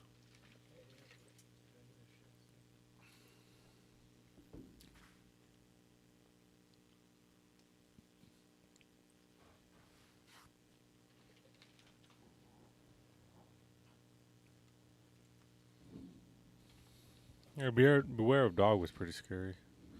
I mean, my favorite episode will always be The Immortals, but...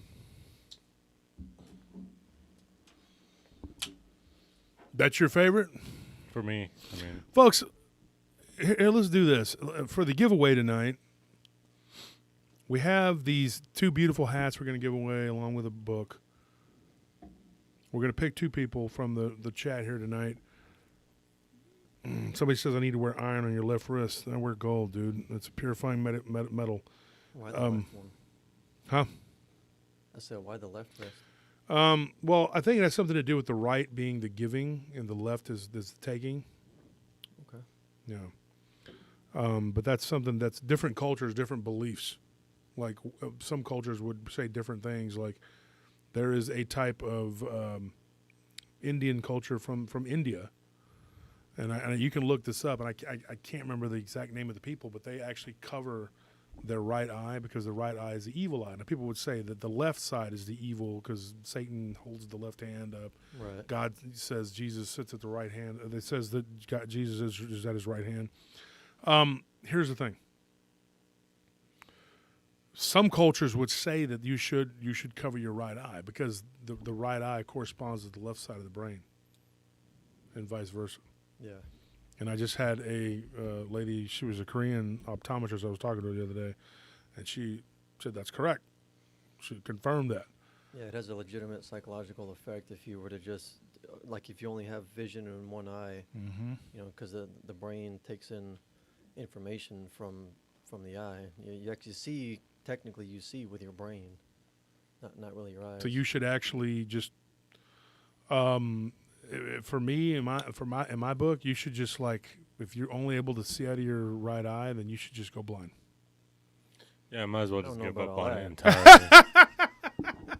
I'd rather be able to see and just be a negative. And Nellie's at home going, "Hey, my left eye's." Hopefully the LASIK will help. We don't know. I mean, you know. Well, isn't that an Italian thing? Is the evil eye? Isn't that superstitious? Like they believe. Well, there's heavily in there's that? ojo in Spanish too, Mexican culture, and it's a very real thing. Like your mom's friend, you know, Anthony Bruja, well, culandera, you know, Yeah. whatever. But yeah, there's a lot. I can tell you, we're not going to get into all these different cultural beliefs. I have so many. I had somebody else talking to the other day, and she's like, "You got to write a book about all these different, you know, things that you know about these different cultures, like the Yazidi." People were asking me about that, and it was the peacock god, and which is Lucifer.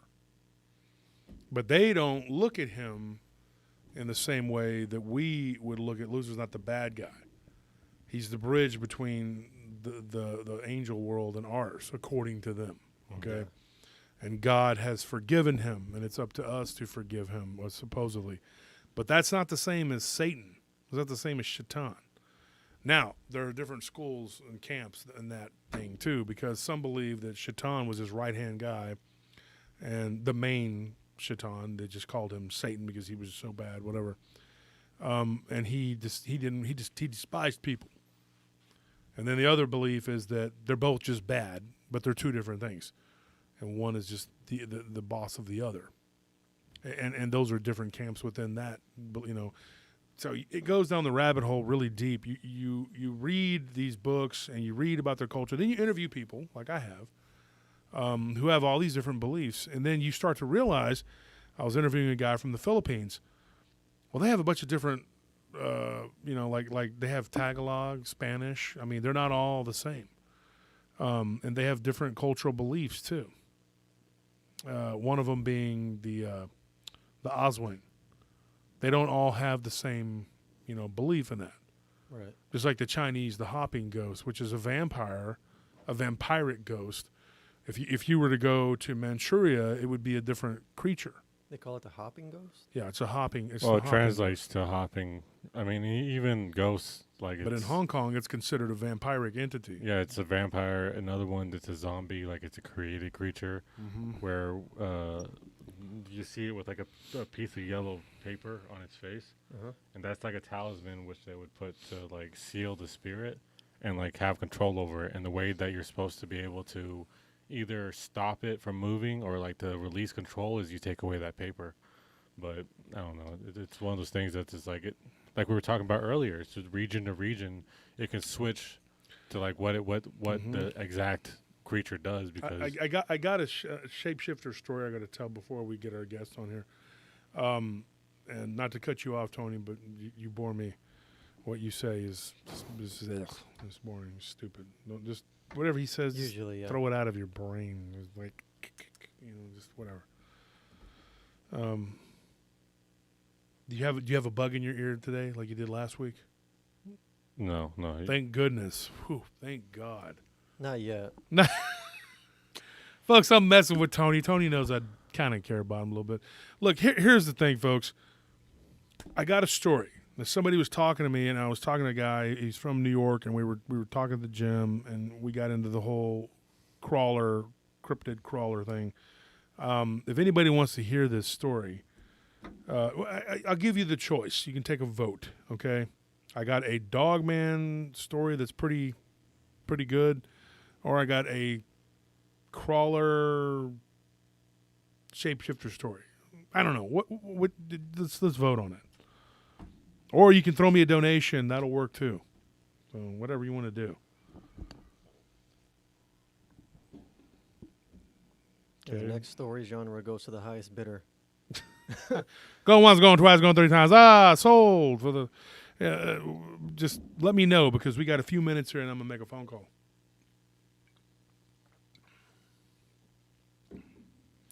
Dogman, Shapeshifter Dogman.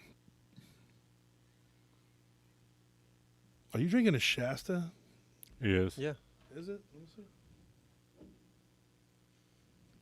Oh, delicious, refreshing Shasta Cola. Nothing like it. I drink it every day. Despite the health problems, I don't care because it's so delicious. That's how you stay hydrated. It's better It's than actually. water. It's got electrolytes. Yeah. Plants crave it. The human body needs sugar and corn syrup, carbonation. Everybody knows that. But Shasta doesn't have anything bad in it, guys. Corn syrup is actually on top of the food pyramid. No, but you know, Most important. everything good is from that drink. Shasta is good. Your complete Are the nutritional fans needs able to met. see me there with Loki? You can load it up. You can show them.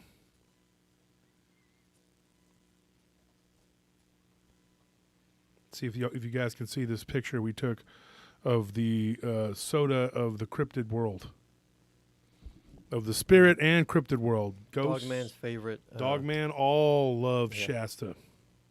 You can expand it a little bit. Yeah, make it bigger. There you go. I look terrible. I was There wearing it like is. 4 layers of clothing there, folks. That's not all fat, trust me. I looked like I could barely move in those pictures. There's me and Loki, and we are promoting delicious Shasta Cola. And Loki is wearing the shirt from the Austin Gamblers, which I left my Gamblers hat in the car. That's the bull riding team. It's a really from cool here in shirt, Austin. too. Yeah, their logo is really badass. Do you have any with you? Did you have your shirt with you? No, I didn't get it one. Yeah, you see the logo on Loki's shirt there? Can the fans see that? You can zoom a It's little. a high resolution picture. That's really good. Good It's job. a really cool picture. Yeah, and it's like a zombie riding a bull. yeah, it's a skeleton zombie riding like a bull. There you go. More importantly, though, is all these There it beautiful flavors of Shasta. We made a Yes. pilgrimage. We made a pilgrimage to to- the sacred Shasta machine. Yeah, In fact, that was the main reason we went. Yeah. that was the springs where Shasta flows from. Yeah. Up underneath there, and we found it from an old Spaniard map from an ancient conquistador. It was that Ken had the hand of the map, and we were at his house, and Ken says, "Here's the map, take it and go." And I was like, "Whoa, what the hell's wrong with you, dude?" Because his voice was cracking, and Find the land of milk and Shasta. I thought he was dying, but his voice was dry because he was eating some shrimp or something, and he needed to drink some water. So I said, "Okay, we're good." I was just making sure he wasn't going to die right there with the conquistador hand. He handed me the hand and everything. I was like, "Why do I need this?" And he said, "Just take it and go." And then he ran in and drank some milk, and he was fine. But we did, and so we found it, and I called Ken, and I said, "We have found where The Shasta. the Shasta springs from, yes." And so we're good. Where Shasta the Shasta Springs, flows like wine. the city of gold where it The flows. Shasta, El Dorado, the Shasta of El Dorado says, "Helping the Coke, please sponsor the show fund." No, I have cast my lot in with Shasta. So How dare you, Curtis? So somebody sent me $2. I guess the $2 is for the Shapeshifter. Anybody want to give me a higher bid? If not, I'm going to go with that. So let's see what time it is. Thank you, 20. 9:01. Thank you for the $20, Brett. Here it is. Now this one happened up in I'm trying to remember the name of the town. It was up in New York. What is the capital? I can't remember the capital of Albany. Isn't Albany still the capital, or did they change it? No, it's still Albany. Okay, It's anyway, Albany. it was right Albany, outside of New York. Albany, New York, in upstate New York, because I remember he said I lived outside the capital, whatever, blah, blah, blah. And so this person sent me this story. Boy, that is bright. That is really supernova on my eyes. So this person sent me this story, and then I got in touch with them, and it was, to me, I believe it's a shapeshifter story. Now, here's what's weird about it. Here's what's so amazing about this one, was that it started out as a pale humanoidal crawler story. Like a rake kind of thing? It was rake, because you won't like people say the rake. Well, your rake's Well, not I mean, real. like, Rakes are Kool-Aid, whatever. Yeah. What do they call it? Kool-Aid pasta. What's it called? Creepy pasta. Oh my Creepy gosh, pasta. sound like Bo Jiden over here. Kool-Aid pasta, Bigfoot, man, guy, go baby child, or whatever, craphead. No, it was a story that this woman said she was out walking her dog, and she had a little Jack Russell Terrier, and she said he was just, going crazy, and he was usually pretty well behaved, which I don't believe that part of the story there is an absolute lie, because they're not, and it and it just went up to this, trying to go to this tree, because it wanted to go up to it. And then she said her little granddaughter was pulling her little wagon. This was in a suburban neighborhood. This was not like out in the middle of nowhere, okay? And she looks and she sees this thing up in the tree, and she thought, what is that? And she said it was like almost like a tarp with a head. That's how she described it, like a white tarp, like it had blown up into the tree, and it was like you could see it like it was puffed out, She said and this is how she described it, if you took a flying squirrel and gave it a humanoidal head and poofed it out and made it really big, like the size of a person. She didn't say it was gigantic. She said, I said, if you put a weight on it, she goes, I couldn't really tell because it was so flattened out. And I said, well, these things, I don't want to lead the witness. You know that, Anthony. We try not to lead them, because if you can lead them into saying something, which we know somebody does that all the time. That's how he gets his stories. But I told her, I said, look, this thing, did it kind of poof out on the sides? And she said, yeah. She never got a good look at the front. But that night, she just was like, this is the weirdest thing. So she tried to take a video of it on her phone, and it moved on the other side of the tree. And she said it was like it blended in with the tree, almost like she said, like it camouflaged. And I thought, all I think of is like how octopus, would camouflage themselves. Yeah. And so we started talking, and she said, it was the weirdest thing. She goes, and it was just kind of blurry. You could see the blur. So when you look at the picture, it doesn't look like anything but the way she described it. But, I've heard this story so many times, not from that particular creature, but from other creatures, and you'll hear them talk about how they blend in, or they have. Because I had a really good story I was going to tell on Halloween. I'm still going to tell at some point about a creature that cloaked. And so I thought this thing, it was doing that. And then she said it was like it was hanging on the bottom tree branch. All you see is like this blur.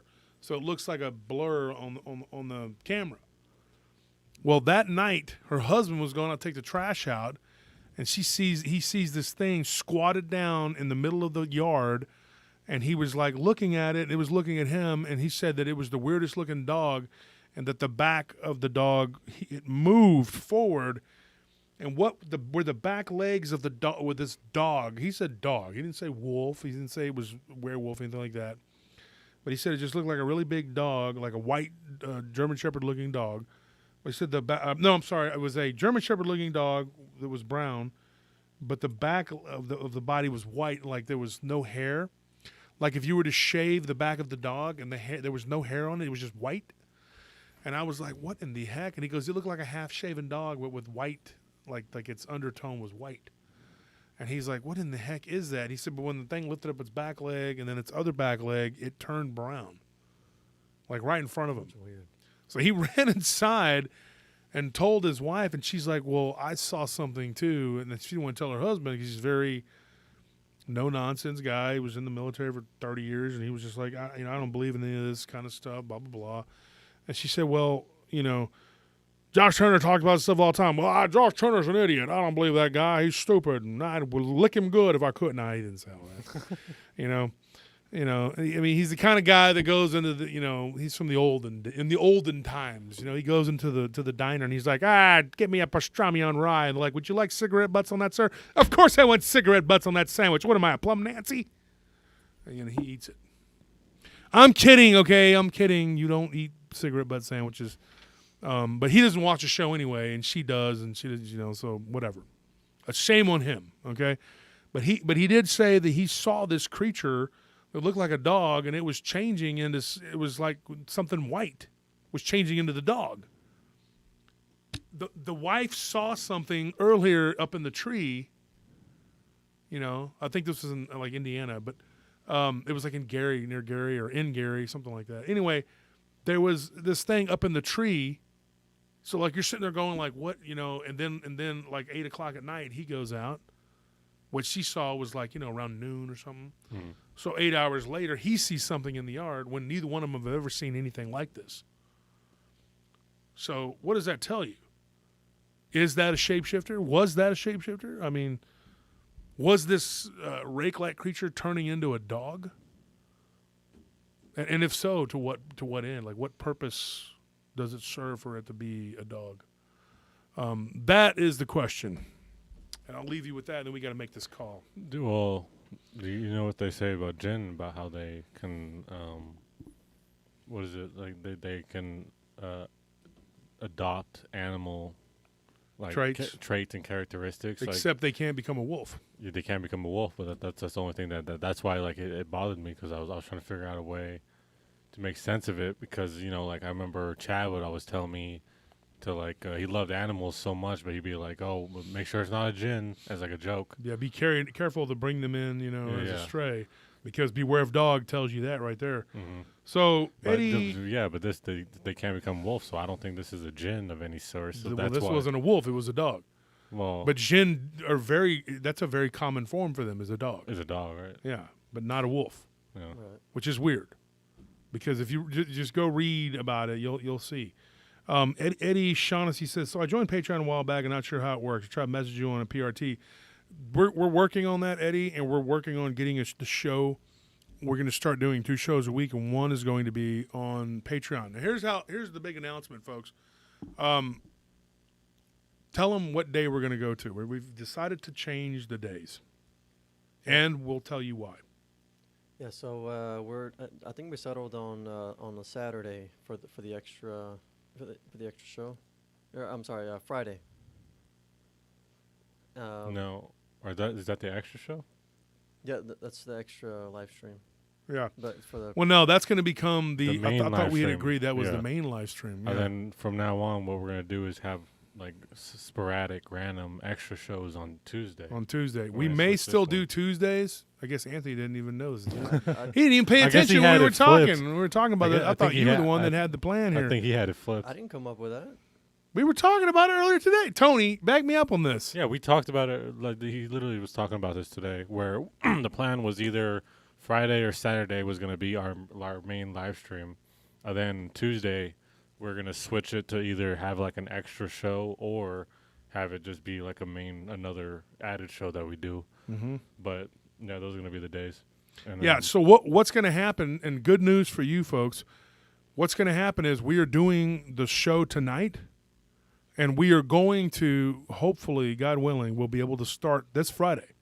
So the night after Thanksgiving, when everybody's just full of turkey and full of tryptophan and stuffed and whatever, you're going to get an extra show this week. You're going to get a show this coming Friday.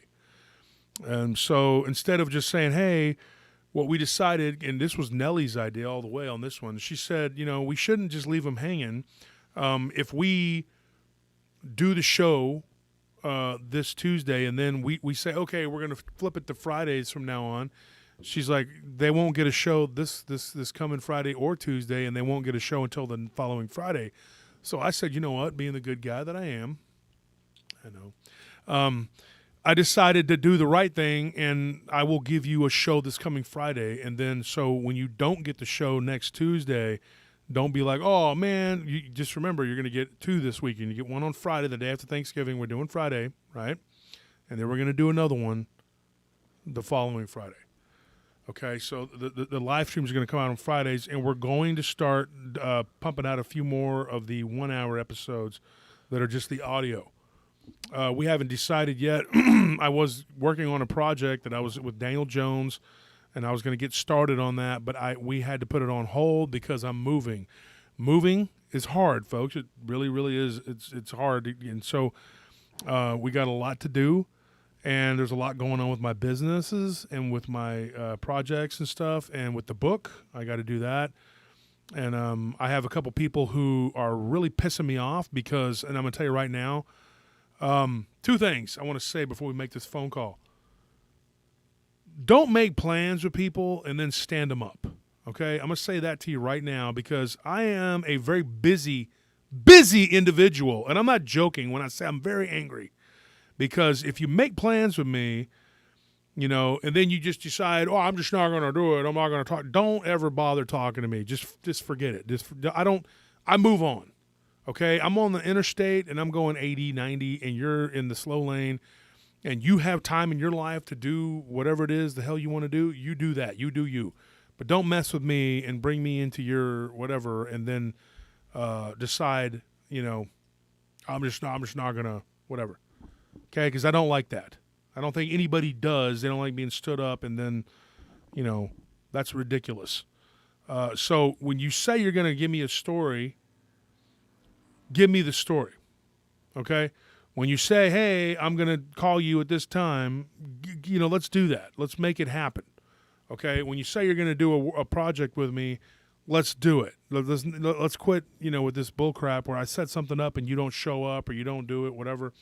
And this past weekend, I made plans with two different people that they were supposed to go and do stuff, and they both flaked. So, you know, I'm not cool with that.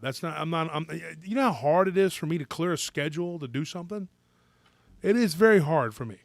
And then you flake, I'm done. There's no second, you're done. That's it. Goodbye. Whatever. I mean, there's emergencies, but there's no excuse for flaking or being a flaky person. Or not answering or whatever it is you're doing. If you said something earlier about not wanting, like even if you just didn't want to do it, if you gave everybody ample time and ample warning, then it'd be understandable. Be like, oh, okay, he changed his mind. But like 30 minutes there, we're like waiting around and you're still, we can't contact you. It's like, come on now, that's insane. That's just you're being rude and you're wasting our time and you don't really care about anything of ours, really. I mean, yeah, none of us have time to be playing around and waiting around for you to do what you got to do. We're very busy people, all of us. We all are very industrious workers. We have a lot of time. We don't have a lot of time to play around. So that's my thing. You know, I'm not into that. I do this and I have to collect stories constantly and still trying to run my businesses.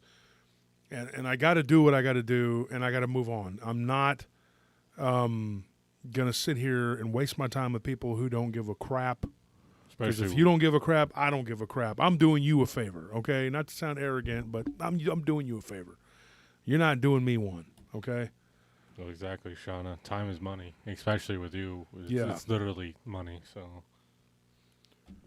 So that being said, you know that's ridiculous, and so I have a lot of things I got to take care of, and a lot of things I got to do, and there's one particular person who was supposed to give me a lot of information. I had Ken Gerhard helping me with interviews, him and Barton, and they can't get a hold of this person, and I can't get a hold of her, and I'm like, to hell with this. This is ridiculous.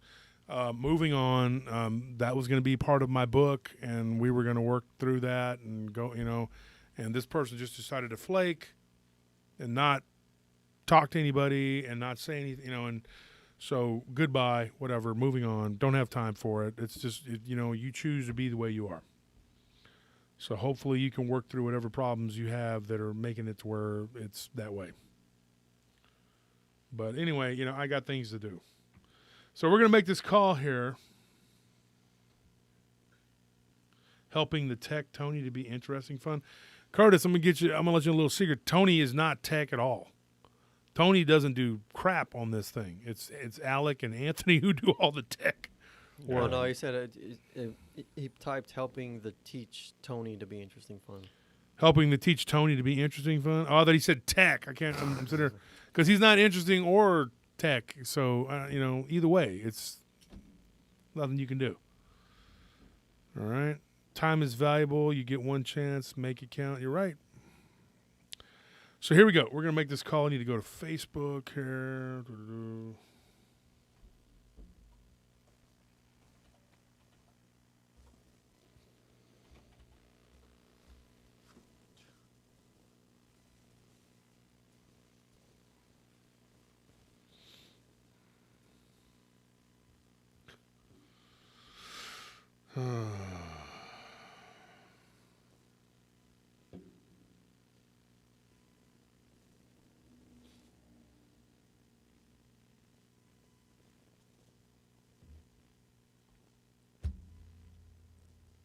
All right, so let's try to make this call.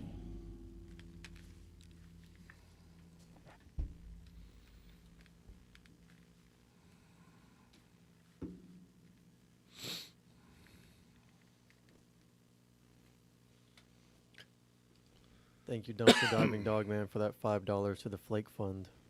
It's very much appreciated. It's definitely that.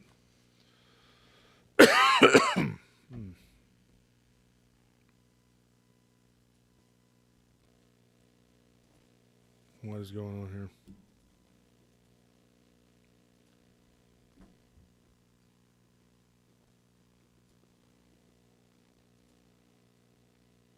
Hold on 1 second, folks. We're trying to get this set up.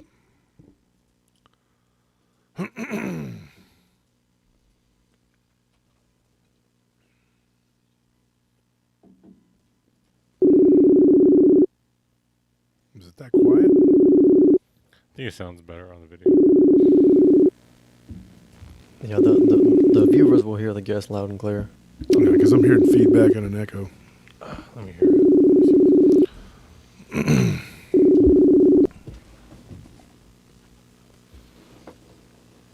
Okay.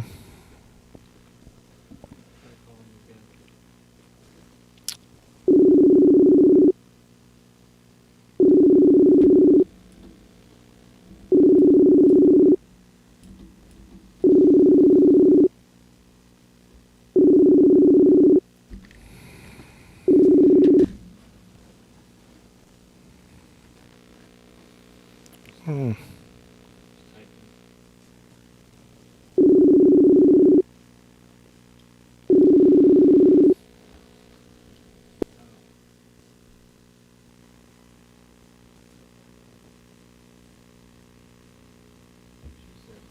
Yeah, I know.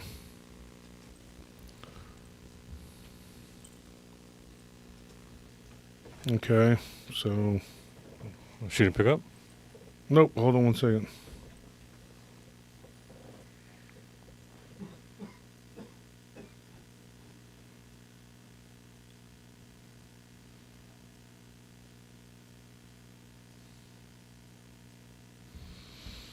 Okay, so apparently they're having issues. Just got a message from them. So I guess we're on our own. It's kind of hard to get people that I don't have anybody to do this at the last minute. We had this planned.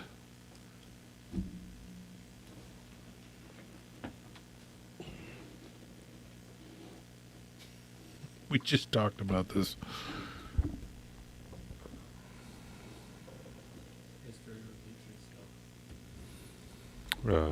Speak of the devil. Another little term.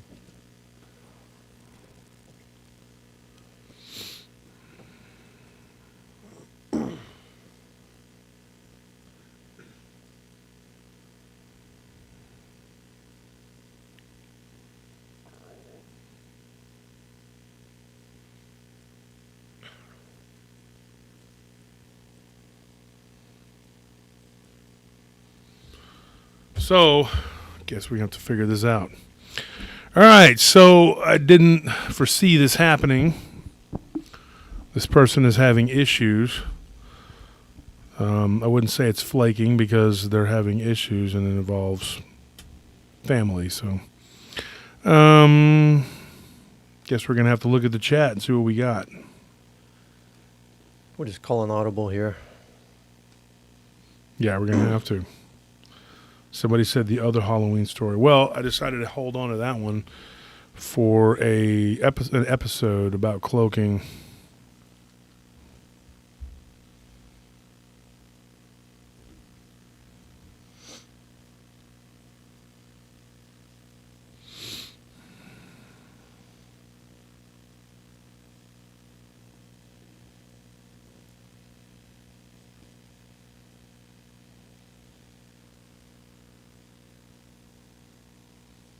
Here we go.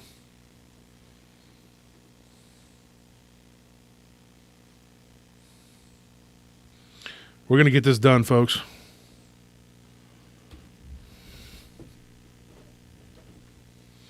I think we can do this.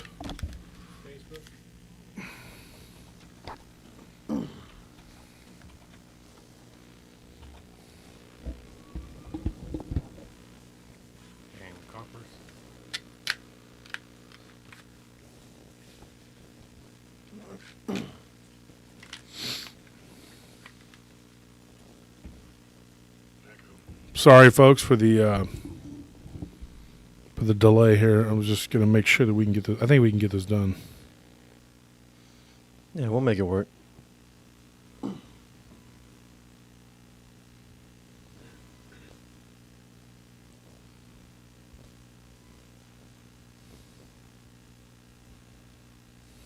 Damn it.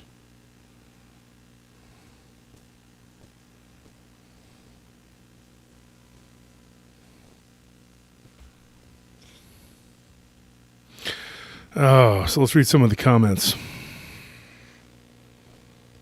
Move this over. Somebody says, I could give you my relatively tame demon story.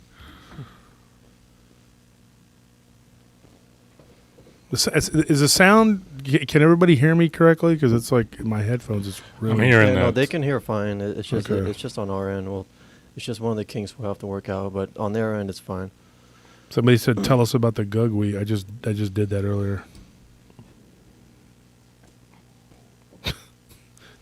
Do we have Last Starfighter Born in East LA on Facebook? No, that's a No. problem. I wish we did, because he's got a heck of a story, but I can't call him through Facebook.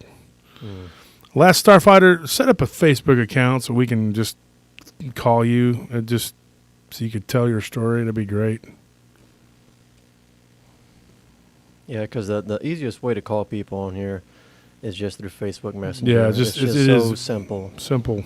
There's always some kind of complication with Zoom and with Skype and with all that other nonsense. Just Facebook is just easy. You don't have to like the platform. Yeah, but believe just me, for we ease of don't. use. It's just a necessary evil. Well, we'll just use Facebook. Okay, so here we go. Let's try it again.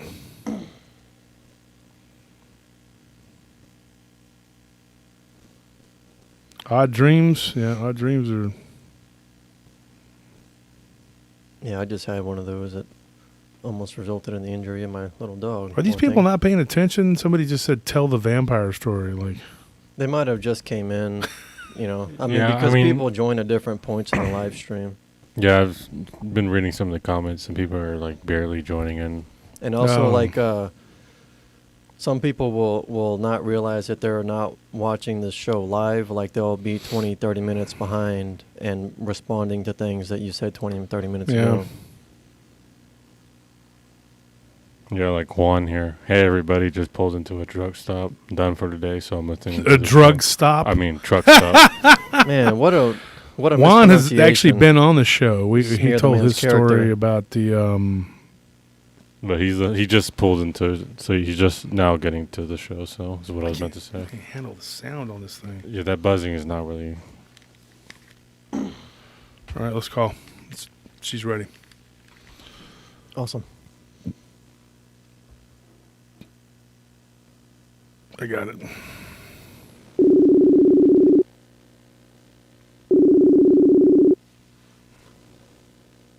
Hello? Hey, Summer? Yeah. Hey, can everybody hear her? I don't know if anybody... we got to make sure the audio is good here. We're working with a new system, so... Okay. Yeah, they should be able to hear her loud and clear. Yeah, because my voice is echoing in my headset, so bear with me. But you're not echoing. So, Oh, good. Okay, so everybody, this is Summer Jackson. I'm sorry, you guys. I have a 3-year-old, guys. I'm so sorry. Hey, buddy. Can you be a little bit quiet for mommy? I guess that means no. That means he's like, you know, He didn't miss a beat either. He's not into that. Maybe a delicious Shasta would calm him down. Yeah. Oh, I'm sure. That'll probably do the trick. The official cola of Paranormal Roundtable. Yes. So, Summer, let me give you some backstory to Summer. Summer, you used to work with the late J.C. Johnson, right? Correct. Correct. Okay. So, do you want to give us your a little bit of who you are and what you did and what why you're here tonight?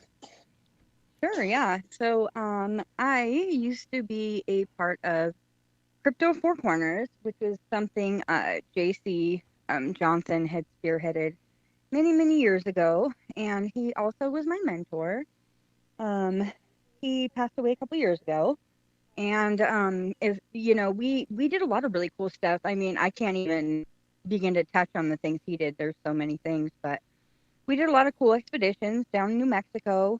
And yeah, so I took part in a few different things. I did a little side gig. Also, had a little show of my own for a second. We don't need to talk about that. I don't even think it's available anymore. But anyway, I would kind of prided myself on doing some stuff with the paranormal, primarily the weirder stuff, like spring-tailed jack. I don't know, things like that. I was somewhat of an expert when it comes to Dogman. Yeah, I'm not gonna lie to you guys. It's been a few years. I kind of had to take a step back when JC passed. It was really, really, really hard for me to even think about doing anything without him. But yeah, so that's kind of a little bit of my background. Mm-hmm. Mm-hmm. And when you went out and worked with JC, like you guys went out, like you were like one of his proteges. I know there were a couple of you guys that were out there with him on a regular basis, right? Oh yeah, we did a lot of things. We did some stuff with a few other members of C4C and the Navajo Police down on the San Juan. Really beautiful area. We'd go out on expeditions, so we'd just basically get dropped off miles out into the desert by the mesa, by the river, and a few places that had some sightings going on. Some skinwalker locations, some Bigfoot locations, some hairy man stuff. But I mean, doing anything with JC was an occasion. I'm telling you right now, one of the first nights that I was down in New Mexico, I heard a bunch of noise in the middle of the night, and he had told me, don't wake me, don't worry about me. If you hear me making noise in the middle of the night, I kind of have a kind of sleepwalk. And I'm like, okay. It was really loud, really, really loud. And so I'm like, well, he said not bother him. In the morning, he was like, yeah, I've been up since 5 o'clock or something crazy, because I've been up all morning cleaning. And I'm like, cleaning? I heard you making a ruckus last night. What happened? He said, well, the mud man came in the middle of the night and mudded up my whole room. And basically what he was describing to me was that the mud man is some kind of skinwalker that would come in to your home at night and would literally make mud prints all over your walls, all over your ceiling. And I'm not even gonna lie to you guys. Like, I thought he was crazy at first, but he would go into such detail that it's hard not to believe him. Wow. Yeah. And this was JC telling you that? Oh yeah.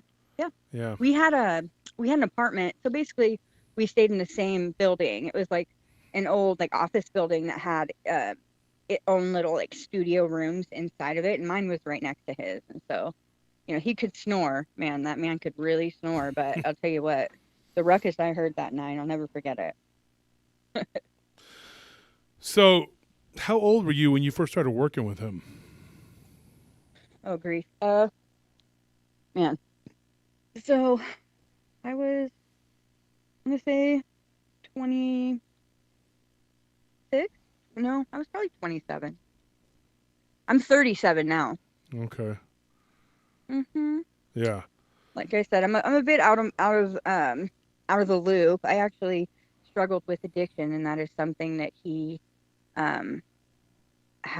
was always there for me through. And I'm clean now. I've been clean actually on the 1st. I'll have 1 year, and so I'm just giving it one last go. And he's kind of been my inspiration through all that. So I'm not gonna lie, my memory is not the best, and especially with being out of the loop here. Yeah.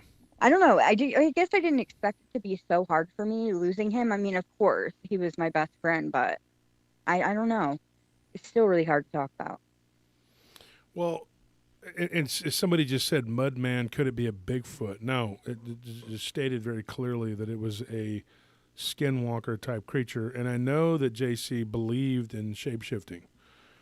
I know that he believed in skinwalkers and claimed to have actually witnessed. And I know that he had said that that very much the Navajo could do it.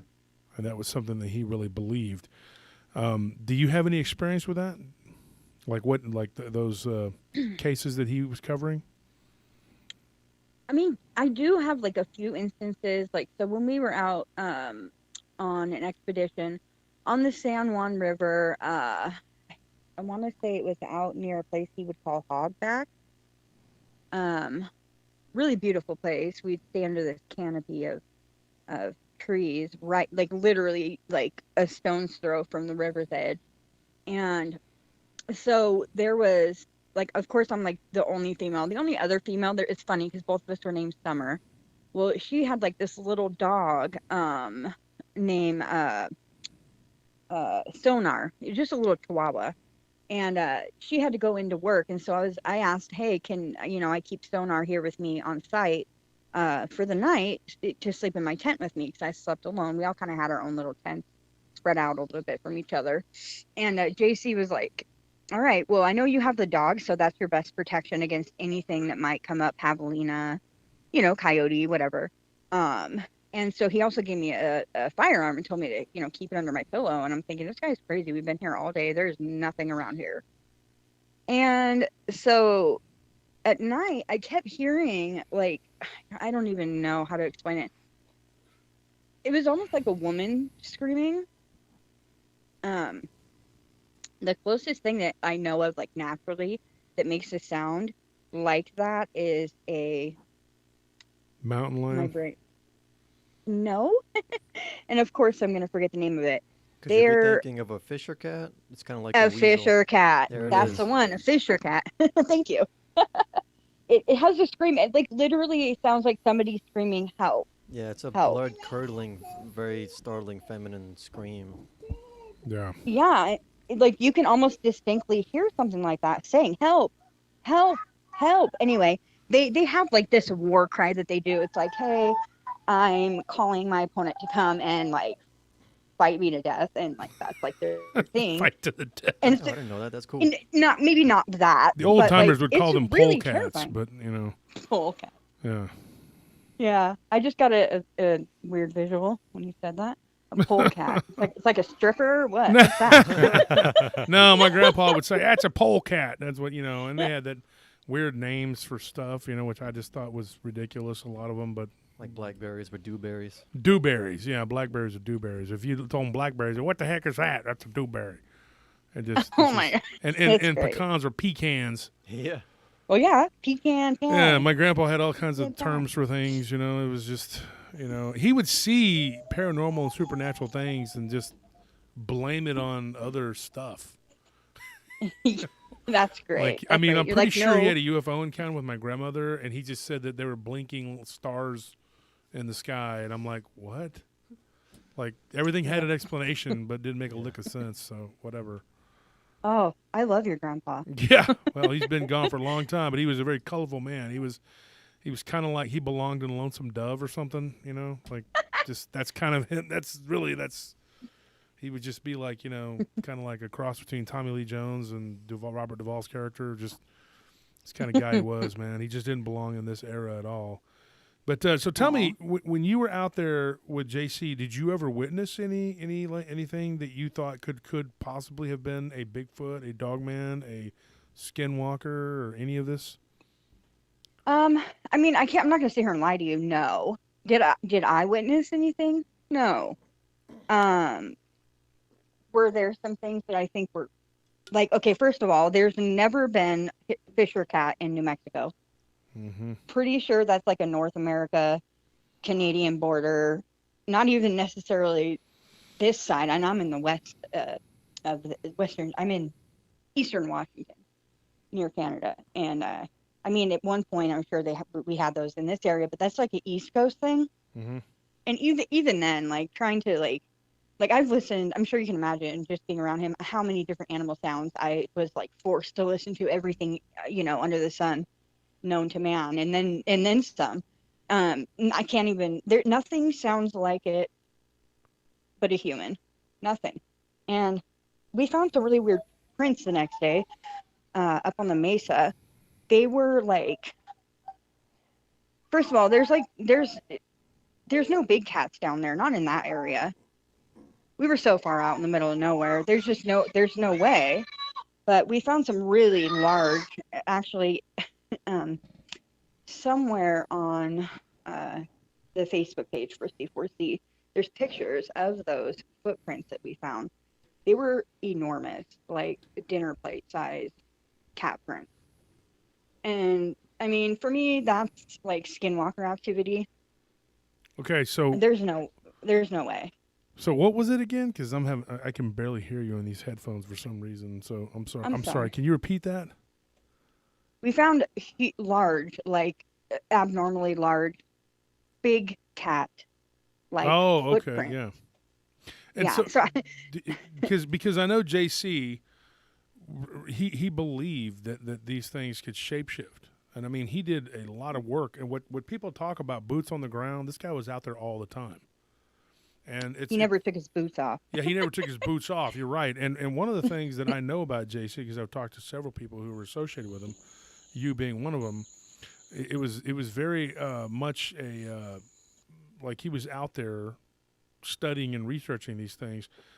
Bigfoot, Dogman, skinwalkers, werewolves. I mean, he believed in that, all of it. And he stated that, in one of his shows that he was on. He was being interviewed, and I've looked at so much of his work, I can't remember who it was that was interviewing him, but he was talking about this, skinwalker or shapeshifter, werewolf, whatever you want to call it, who actually had shapeshifted and was stuck and had gone to someone's property and was living on that property. That person told him, hey, this really happens. This person was stuck that way. Do you know about that? I believe that was somebody who lived on the reservation. Yeah, it was. Yeah, a family. And he spent a lot of time actually with that family and did a lot of his own research independently with that. And yeah, I mean, they had really good evidence. So they lived in a like a manufactured home, a trailer basically. And I mean, he showed me a lot of the footage. There was like, I don't even know how to explain it. Like as if you took a tiger's claw, the biggest bear paw you can imagine, and like raked the claws across the trailer. These huge gashes in the metal. It was strange. It's like nothing, like you can't like make that up. Like the amount of things, like people seeing faces in their window at night. And yeah, I mean, I got to speak with that family too, and the female of that family, the older female, she's got used to it after so many years. I mean, they're all Navajo Nation, Hopi, and I mean that's where Skinwalker comes from. The term Skinwalker actually comes from the Navajo Nation, the reservation down there. So I mean, it's something they fear, but it's definitely something they all live with. Yeah, and the thing too, there have been people that have like criticized their Skinwalker is Navajo, but every tribe has a version of it. So calling it a Skinwalker is just like saying that any kind of soda is a Coke. Here's a Coke, and they hand you a Dr. Pepper. You're like, this isn't a Coke, but it's a type of soda. I absolutely agree. Yeah. Yeah, and I know that one of the things that JC believed. And unfortunately, I never got to talk to the guy because I never tried, at that time before, and I had just started talking to and working with Brenton Solomon right before he passed. And so it was unfortunate. Some of the people that we've lost over the years that were really good at what they did. Scott Martis comes to mind when it comes to the water cryptids. Did a lot of great work, a lot of studying on that. But JC, to me, was somebody who had, I don't want to say pioneered, but like he was out there in the forefront, and I listened to a lot of his work and a lot of his research, and he would talk about it on different shows that he was on. And I remember thinking, man, this guy has a lot of information because he dedicated his time, well, I mean, I guess his life to being out there in the field and working on these subjects, following them. Oh yeah. Yeah. Oh yeah. Yeah. And the big cat shapeshifter thing to him was just like, a werewolf shapeshifter. I don't believe if any of his shows he ever called them werewolves, but when somebody had asked him one time what they were, he said they could be a number of things, but in particular, he believed in them as being skinwalkers and had witnessed them changing, like the Navajo. And he even said that there were children that could perform this. He did. Yeah. And did he talk to you about that? He did. He has some like private interview stuff that I've been fortunate enough to hear, and there's a few of us that have been trying to find out where that ended up because it is archived somewhere. But Leonard.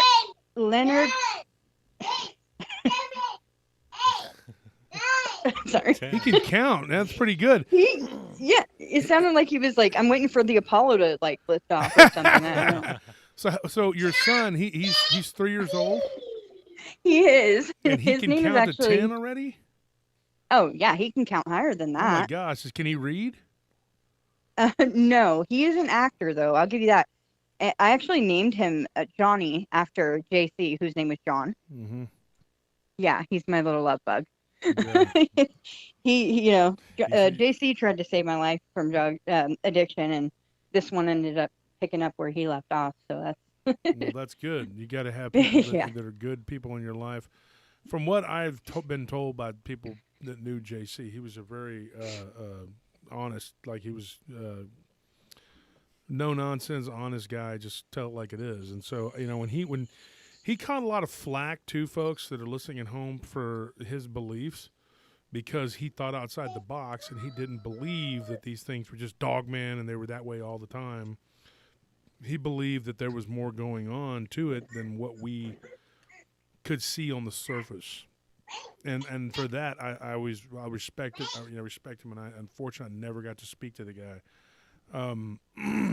Just brief correspondence, never getting to talk to him like I'm talking to you. But it was like I just told him, hey man, I respect you and your work. And I will say this about him and Brenton. They were inspirations to me. And people always say when somebody dies, you're like, oh, that guy was great, blah, blah, blah. I'm not one of those people, okay? When somebody dies, if they were a douchebag, they were a douchebag. I'm not going to sanctify them because they are deceased. And if they didn't do good in life, they didn't do good in life. I don't believe that about him. I think he was an honest person who tried to do and say what he thought was real and what was the truth and what was correct. And he caught a lot of flack for it by a lot of people who were just not, and so did Brenton, because they didn't pull any punches of what they thought was going on. They told what they thought, and they spoke their minds, and they caught a lot of flack for that. And so I respect that about him. A lot of people will sugarcoat things, or they'll tell the audience what they think that they want to hear. Which, when it comes to Dogman, which is still to me a silly term, because most of them don't look like dogs, they look like wolves. It's really weird because there's like this whole group that want to be like the flesh and blood Bigfoot people, and they want it to be a flesh and blood creature, but yet there is no evidence whatsoever to say that this is a flesh and blood creature that we're dealing with that's just strictly flesh and blood. And JC, I believe, was one of the voices that dissented from that. He was like, dude, we're not just dealing with this flesh and blood creature. There could be that, but there's also this element here that is a shapeshifter element. And that was something that he had talked about. When he talked to you, did he confide in you anything that you could tell us, like what he saw or... I mean, so one of the one of the things that was like an up and coming like theory for things like Bigfoot. I know that's a, I'm using that, maybe more specifically things like Bigfoot, were the potential for interdimensional beings. He totally, like, when I was afraid to like say that, I guess, for some of these instances. I was really starting to think that that was a good theory. You know, being on a few of the shows that I did, you know, without C4C, I got into a lot of really, like, pretty cool, you know, debates about it and some of the evidence. And, you know, just kind of thrown around, you know, okay, could this be something doing this or that? I don't know. Like, a lot of people at the time, that was like a real, like, you know, you're crazy, you know, oh, I'm crazy for thinking that. Like, there's, you know, there's this dimension or that dimension. This is not what it is. And really, we don't know that, you know, we just don't. I think you can explain a lot of the things, especially when it comes to Bigfoot sightings that correlate with cattle mutilations and or UFO sightings at the same time around the same area. And he definitely was like 100% backing me on that theory for certain cases, and I thought that was really cool. It made me like it made me, you know, feel more open about speaking on some of the theories that I had. And you know, he definitely, you know, he didn't hold anything back. I mean, as far as like personal cases that we spoke about, you know, the, you know, I there's nothing that sticks out more to me than like his experiences with, you know, some of the Bigfoot stuff that he experienced when he was younger, especially when because he was an expert fly fisherman and kayak instructor. And so he would be out there all the time on the water. I mean, he would take his little girls out when they were just knee high, you know, and you know, they can tell you more than I can. His daughter Sarah is amazing. I talk to her often. It's pretty cool to share stories with her about her dad. I really wish that, you know, I was more in the loop and more familiar with some of the stuff that you know, that I used to be involved in, because I mean, I promise you in my notes there's got to be some stories that y'all would love to hear. I'd love to share at some point. Johnny, I love you. Okay, thank you. So let me ask you this. So when we had talked last time, and it's probably been about 2 years since the last time I actually spoke to you on the phone, and you had gone over a couple cases that you had done with him. Do you remember those? Oh, you'd have to jog my memory. Yeah, because I'm going to be honest. Some of the stuff that when you guys had gone out, and I think one of them was a Bigfoot case that you guys had done. And then another one was a Dogman, and he was explaining to you about the Dogman and what it was, like what that particular instance was, and or what he thought it was. I just remember you telling me that, and we had talked, and at that time you were planning on coming on the show, but then we kind of lost touch, and then we got back reconnected. Yeah, I mean, I do. I do remember. It's just I feel really bad because I you know, I'm not prepared in any way for tonight. Yeah, I mean, I have so many archived conversations with JC that it's, I mean, over the span of, you know, 5 years or so. And, you know, I would love the opportunity to come back on with you guys and actually sit down at my computer and go, you know, and go over some of those cases, because I mean, I'm sure that there's a mountain of information in there. I might even have some archived videos that we did together. Well, maybe we need to get together, and we need to schedule a time when we can record, when you're prepared and you're ready to go. You know, sorry, it just yeah. So we can just plan for that, folks, and I mean, you know, and let me know when you're ready. And absolutely. It sounds like your son's ready right now. He's ready to talk. And what is he doing? He'll talk your ear off. You want to show, you put him on. There? What's he doing? Yeah, he's hey son. Hey, Johnny. What are you doing? He's doing his You job. wanna say hi to my friends? Going on adventures. Okay. Hi, my name is Johnny. It's his job to cause chaos. Hey, Johnny, how you doing? Are you going out looking for Bigfoot? You're going to the water park? You go to the water park. It's He's freezing telling outside. you about How how can you he's be going to the water park? It's too He cold comes out there. inside with a water hose going. It's gonna create a water. Oh no, I'm park. kidding. Yeah, right. We got like a foot of snow right now. I Yeah, don't think he we're wants going. to go to the water He, park. he's yeah. I'm gonna take him to the YMCA so we can go swimming. He's a water boy. He's definitely a water boy. Yeah. But Well, yeah, he yeah. sounds like a fun kid. He sounds like he's having a good time back there. But He okay, really is. so It what is. we'll This is do, I guess bedtime. we'll do this again, and when you're prepared, you hit me up and we'll do a recording. Oh, I'd love that. Okay. Yeah, and I'll set up something special where I can find something that's never before heard or seen, and we'll Yeah. go ahead and That'd be yeah, great. that'd be. Oh, I'd love that. Okay. So we'll let you Okay. go, and then I'll let you take care of your kiddo here, and Yeah. we'll take a rain check. Okay. Yeah, he's definitely ready for bed. Yeah, he's a handful. Thank you guys so much for having me on. It was really sweet of you to think of me. I appreciate it. Yeah. Thank you for coming. Oh, absolutely. All right. Well, I will talk to you guys soon. You Okay. guys have a wonderful rest of your show, okay? All right. You too. All right.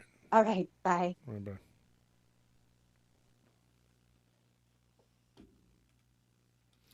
So we heard a lot of Johnny. He was back there in the background. Sorry, folks. Building a house or I something. guess she didn't have time to prepare. I didn't get the messages that way. I thought we were going to talk more, but stuff happens, dude. When you're in this field, things happen. But that's not it. That's not the end of the world. We will get with her when she gets her, because I had a conversation with her a couple years ago, and she had given me some information that I thought maybe she'd want to go over, and I thought she would be ready today. And you know what? The show must go on. And so if you don't know who J.C. Johnson is, look him up. He did a lot of great work before he passed away. He died, unfortunately, and from what I remember, the way he died, he shouldn't have, he was just I can't remember exactly how it was that he passed away, but it was like it shouldn't have happened the way it did. But anyway, so here's what I'm gonna do. I'm gonna try to set up a time where I can record and get the information from her, and we can actually just do an audio show there about it. So sometimes things happen. We don't always, and I look back at the Anne Celine show where it kind of got awkward, whatever. But then she came on, and we did like a 2-hour recording with her, and it was great. And we did a good show, and she talked about her Bigfoot encounter and blah, blah, blah. And now she's a really good friend of mine, and we talk pretty regularly. So yeah, sometimes people just need a little bit of talking and getting into it to finally open up. And then once they get used to being on the show, then it gets a little easier. Yeah, well, I don't think that's I think the case was that she just wasn't not prepared. this time, but I I don't was know what the talking hell about- you're talking about. I was But just anyway, talking about with Anne, but obviously with this time. once again, Tony babbling about busy. nothing important. So, you're off the show. Goodbye. Get out of here. Go on. Go away. Kidding. I'm just the joking. face. Yeah, Tony's not going to go anywhere because he has nothing else in his life. This is it. This is he's peaking right now. Okay, this is the highlight of his life. It's never going to get any better. This is it right here. Sorry, kid. Just letting everybody know. I am kidding about that too. We hope and pray that Tony will stop his video game addiction. It's just something we've been working on with him for a long time. I think Anthony's been helping him work on it. But apparently he got Anthony now into the games too. And so it's been One of us. been really one hard. Of us. Yeah. Okay. Whatever. Google gobble. One of us. Well, so here we go. I'm going to ask you guys something because we have Thanksgiving is here, okay, in a couple days. And like I said, I'll be back on Friday to do a show at the day after Thanksgiving. So is anybody doing anything special for Thanksgiving? And if you are doing anything special for Thanksgiving, has it ever, let's put it this way, have you ever done anything special for Thanksgiving that involved the paranormal? Let's put it that way. Because I've heard a lot of weird stories around this time of year, around Thanksgiving. And the reason I say that is because I have gotten people that have told me a lot of weird stories that involved deceased relatives and things like that showing up at Thanksgiving. I'll give you a story. This is a ghost story. I had one that was, this one happened out in, I think it was Lexington, Kentucky. And this person had a family get together, whatever. This is not a real long story, but this is the example of what I'm talking about. And the guy, the guy that told me this is a friend of a friend, but he's actually a pretty no nonsense guy, and he went with his, which was his bride to be at the time, to Lexington, Kentucky, to a family get together, which was Thanksgiving. So the night they arrived the day before, and so the day of, which was Thanksgiving morning, he wakes up. And it kind of reminded me, when we were looking at we bought the what is that thing called? For dresser. The wardrobe thing. What is it called? The waterfall drawer. No. Anthony would know, but he's not. That what is it called? That wardrobe, the Ottoman suite or whatever. What? Gosh. Okay. Anyway, I'm having that big one. Yeah, the big thing. What is that I just thing call it called? a wardrobe. Yeah. A wardrobe Yeah. suite. Is that what it's called? A wardrobe something. A wardrobe is your clothes, dude. I'm talking about what you put them in. We bought this big piece of furniture. It's a huge piece of furniture. I still don't know if I should have bought it or not, but I did. And it's called a wardrobe dresser or a wardrobe suite or something. And so, okay, that's cool. Alex's hand just went. The magic hand.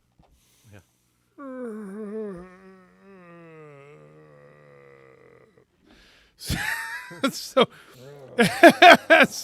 so there's a wardrobe suite or whatever it's called. I don't know what it's called. Anyway, I bought this big piece of furniture, and the first thing I thought about was my friend telling me a story. Well, he's an acquaintance because I met him through a friend of mine, and he was actually a guy that I knew through your stepdad, Tony. But anyway, he had gone on this trip to Kentucky, and I believe it was in Lexington, Kentucky, or right outside of Lexington, Kentucky.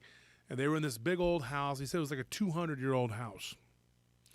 And he said that it was, supposedly it was haunted. It had been, for whatever. And he wakes up on Thanksgiving morning, and he sees this guy at that wardrobe dresser or whatever with it open, and he's putting on a tie, and he's getting, so he thinks, they gave me a guest room with this person's and the guy turns around, he's whistling, and he's laying there, and he looks over, and his girlfriend, which became his wife, his fiance, whatever, she's not there. You don't know where she's at. And he sits up in bed, and he asks the guy,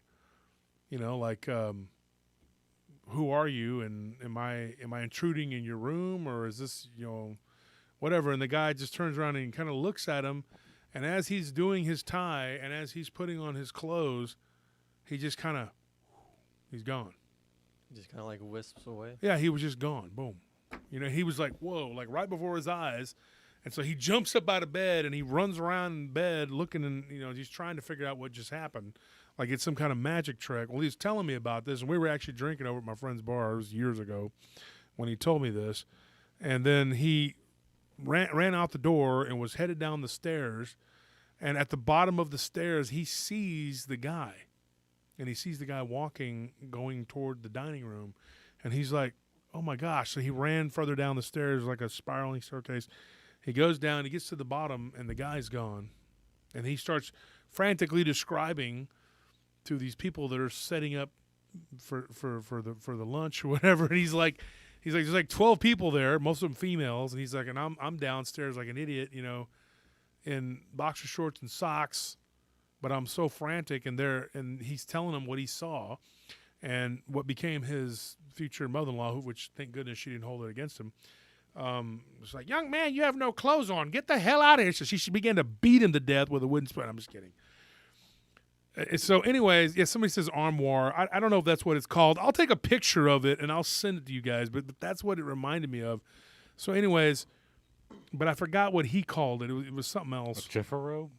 I can't remember what it was that he called it, but it was something else than what the people he bought it from was calling it.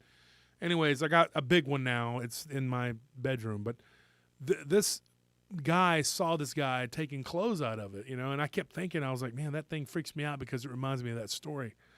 Well, when he saw this guy and he told him the oldest woman there, who was the great-grandmother, I mean, she was like 90 years old.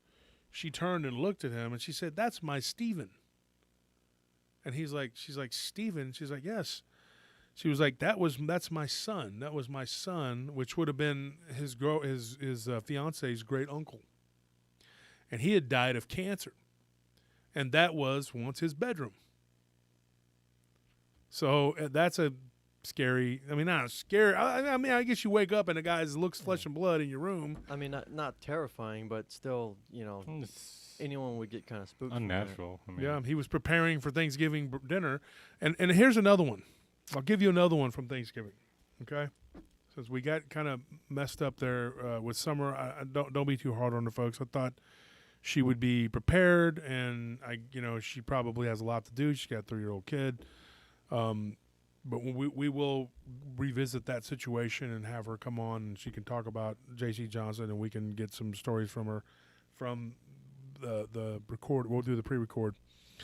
So anyway, here's another one I have from when I lived in a house when I was a kid. Now, I might have told this one before, but it is pertinent because it is Thanksgiving.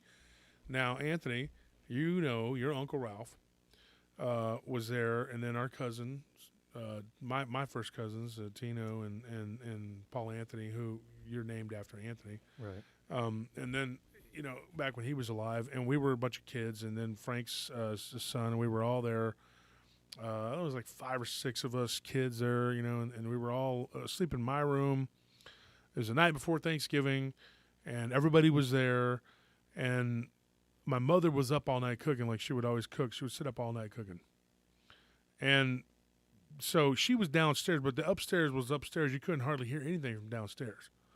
And my mom had to figure this out toward the beginning of us living there, because she'd be like, "Mijo, come downstairs. I don't hear that."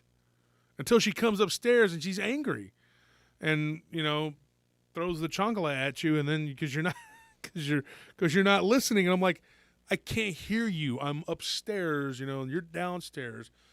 So anyway, we had this big house. This is big to us, I guess. It was the biggest one we had lived in that area. So we hear this thud, and we all kind of wake up at the same time. Like I said, I think it was about 6 of us, and we, a couple of us were on the bed, the rest were on the floor, and like pallets on the floor, and a little roll up mattress, whatever. And we see this big shadow walking down the hallway. Now, in this house, it was haunted. Absolutely haunted. It was haunted. Now, was it haunted to the extent of the house I lived in South Austin? Absolutely not. There's no way in hell anything was. In maybe Amityville Horror, I don't know. Because I went through some stuff in that house, and I've brought on 6 people who've talked about that house.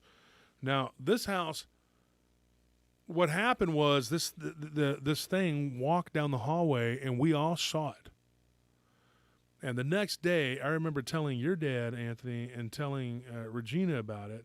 I was a little kid, probably 10 or something. I don't know. I think it was right when your dad and mom had kind of first got together. They were seeing each other, and I believe that was the first Thanksgiving my dad knew your dad's family for years, right, since your dad was a little boy. We all knew each other. But I didn't know your dad that well. But at that time, I remember him being there and Regina playing it off like, "Oh, yeah, right, there was a ghost monster," or whatever. But then she stayed there a few times, and it scared the hell out of her, too. Because her and my sister and your Thea saw something sitting in a tree outside there just swinging its legs, and that was right before Christmas. So it was about a month later. And then Thea Hova claimed to have gotten accosted in the bathroom by something that tried to wrap the shower curtain around her. So the place was definitely haunted. There was issues in that house. Now I remember I took you out there. Remember me and Nellie, and we found it. Yeah. It was out there in the middle of what looks like a dang pasture, but then there's like some dumpy trailers that some trashy people put up or whatever. But that house is still there, but it's just different color. Well, it was a bloody maroon color. I mean, it just looked like dried blood. The color of that. I'm not kidding. I hated that house. I literally hated the house because I was a latchkey kid at that time, and I was alone in that house quite a bit. And I would hear voices like. I'd be sitting there playing with my He-Man or whatever, and I'd hear Josh like that, and it was always like a female's voice, you know. But the spirit that was in that house was very masculine, the one that was causing the problems, and it did not like women. That's my opinion. I think that it had a problem with females. That's why it was more females that had problems. My sister had a sleepover one time with one of her friends, and she freaked out and had to call somebody in the middle of the night come get her, and my dad wasn't there. He was working graveyard, so you know who the heck knows what they saw, you know. And my mom worked until like 11 or 12. She'd get home about midnight from HEB. She was a manager, so you know she worked in Taylor. It'd take an hour to get home. So you know, middle of the night, she gets home and this girl wants to leave. I didn't care. I didn't like any of my sister's friends anyway. But you know, I just remember these different things happen. Well, we see this thing walking down the hallway and it was weird. He looked like he was wearing a hat, remember, it's funny, we were talking about Santa Claus earlier. And I remember one of the kids, I think it was Jaime's son, my uncle's Paul, said something like, "It's Santa Claus." You know, and I was little, and Paul was a couple years younger than me. Or maybe it was Sean. I think it was Sean was the youngest. I think it was him. And he said, "It's Santa Claus." And I remember my cousin Tino, who was the oldest of us boys, and he said, "That's not Santa Claus. That's the devil." And that thing, it was like, it was walking down the hallway, and all I remember is seeing like where the eyes should have been. I think I remember, and I say I think I remember because after talking to some of my cousins about it, they remember it differently. Like some remember it has like red eyes, and some remember it like having white eyes. And I thought I remembered it having white eyes, and maybe through the suggestion of Frank's stepson, like he had said that it was red. I just thought it was. But I just remember seeing it in the hallway, and it was dragging a bag behind it, and it was a black shadow. One of two times I saw what I thought was a shadow. One time, my dad was always a pretty big guy, and he was always like working out. He played softball forever. He was always very athletic. Until to this day, he goes and works out. But you know, he was in there, and he had like a weight bar, and he was in there lifting and whatever. And I went in there, and I would go into the garage and kind of aggravate him, you know, because I guess my presence just aggravated him, whatever. And I loved my dad, and I wanted to be like him. I wanted, you know, when I was little, I'd try to emulate him or whatever, but the love was never reciprocated. I think I was a nuisance or whatever to him, but anyway, I went in there to try to talk to my dad, and he was just like, started yelling at me for some bull crap, whatever. And I just remember looking over and seeing what I thought was a black shadow of a man with, you know, I want to say like it sounds kind of corny, but like a lumberjack hat, you know, like Paul Bunyan hat that kind of hangs back, you know, like a French, what do you call those guys? Those cordoirs they would wear, you know what I'm talking about? So I thought, what the heck is that? And I look, and my dad turned for a second. He kind of got startled, kind of like, whoa. And then it was gone. And so I think he just kind of played it. He always dismissed everything in his mind like it was just not really there. And then I saw it clear as day, and I just turned around and walked off. And I discounted it because that was the second time I'd seen it. First time being the night before Thanksgiving. So I don't know what's going on. I've gotten multiple stories from people at Thanksgiving and at Christmas who've seen weird things. I'll give you a Thanksgiving Dogman story before we hit the trail here. This one's kind of weird, and I'll tell you, it was like seen by a family of 8 people. And then it sparked a debate about whether or not they had really seen it. Now, this happened in eastern Tennessee, and these people were outside of, I think it was outside of, trying to remember what city that was.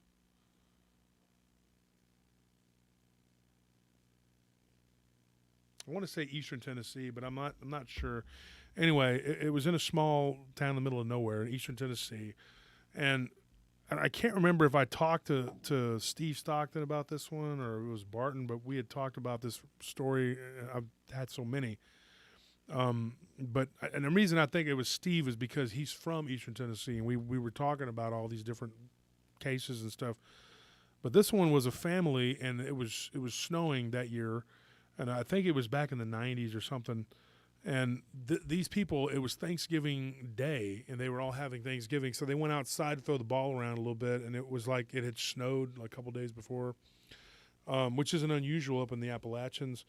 And so they went outside to throw the football around. And sometimes, you know, when the wind's blowing, it's so cold, you go out there and you throw the ball onto the ground and run back inside. You're not interested in playing football. You just want to go back inside because it's so freaking cold. You're just like, here you go, and you run back inside. And then some years it's so nice, you just go out. So well, it was a sunny day. What they told us, broad daylight, and they went outside to throw the football around. And there was some snow on the ground, but it was kind of melting, you know. And it wasn't. It was like, you know, in the 40s, 50s. So because they stayed outside for a while, and the reason that's because I asked, and they saw these prints, these footprints. Now, why it's important to hear this part about the snow is because snow, as it melts, what happens to footprints? They just go away. Yeah. No, they don't go away. They enlarge. Yeah, I mean, I was going to say They look bigger than they are, right? So they said they saw these humongous wolf-like tracks. So I said, I'm going to stop you right there. I said, you said the snow was melting, right? And it was in the 40s and 50s, and a couple days before it had been snowing, and now it was melting. I said, so that enlarges the footprints. But this is what she said. She's like, the thing is that they were bipedal. You could easily tell that they were bipedal. And I was like, oh, my gosh. She said, yeah. And one of her family, her sister had married a guy who was almost full-blooded Native American, and he was from the Northeast, but he had told him, he's like, these are not normal tracks, and told him, this is not normal. You know, this is something bipedal. And so she's like, you know, this was back in the 90s, whatever. She's like, we didn't run inside and grab a camera and take it. We didn't know anything about this, you know, whatever. And so they just kept throwing the ball around, talking loud, and being whatever. And then when they're kind of sitting there, there was a lull. Their backyard, because they lived out in the country, it was like it had butted up against a bunch of trees, like the woods. And she said it was in the backyard.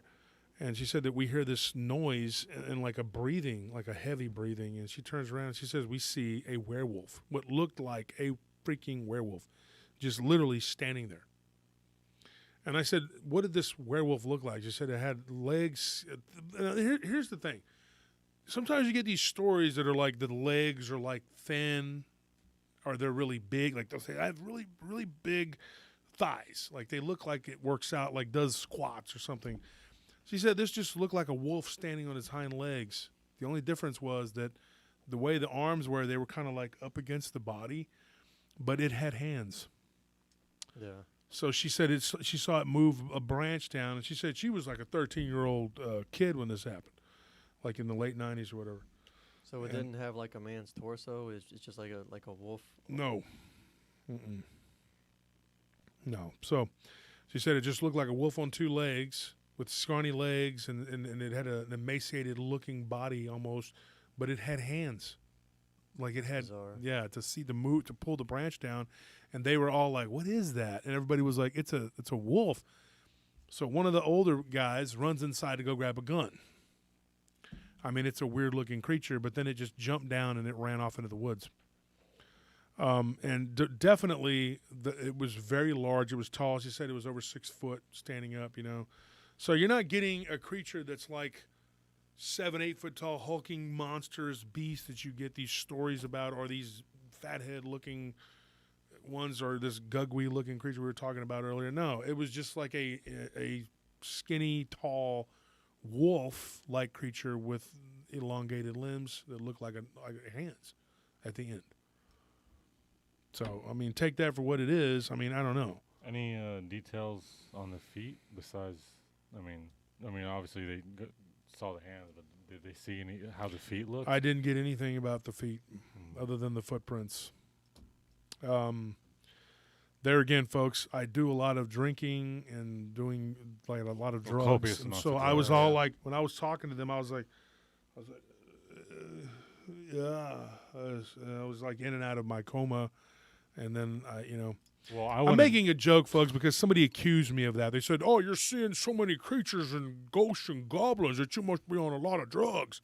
And I was like, as a matter of fact, yes, I am. I am on a lot of pills. Uppers, downers, poppers, laughers, yellow jackets, blue jackets, you name it, I'm on it. Let's go, let's do it. The Matrix pills, the red and blue. It's crazy, One pill makes you big and one pill makes you small. The other one doesn't do nothing at all. Exactly. One pill just makes you fall down. White rabbit. White rabbit. White rabbit. I'm into pills, the kind that kills. What was that? Oh, yeah. Oh yeah, party time. Party time. I'm into those pills, those kind It's of kills. party time. Get your drugs out. Mm. Do you want to see a big No, no, fucking no. dog man? I'm not gonna say that part. Yeah, I was gonna say, please don't say You that. just ruined my ad lib. I was about to sing You it too. totally interrupted it. Well, do it again. No. So you're one of those people that can't. You had That your is the shot. problem, perform. folks. These You people Can't cannot perform under stress, Mhm. like I can. I'm not stressed. It seems Then, stressed. then you seem stressed to me. I don't know. You seem very No. tense. I'm not stressed at all. Alec, he looks Alec, tense to you. doesn't You just talk too much. Look, all looks- I'm knowing Talk is over that, people, Look, the say- aura and the miasma You teach that's people how to coming treat off of you, so I'm teaching you a lesson right here, old man. You talk over me and you don't get a second chance to hear what I have to say. You see? Oof. Anybody feel stressed when he was started I am talking? hurt by that, dude. You just called me an old That's kind of the man. point. I'm so hurt. Because, as we all know, it's so easy to hurt Oh, Wolf. thank you, Adam. The hats. Was it?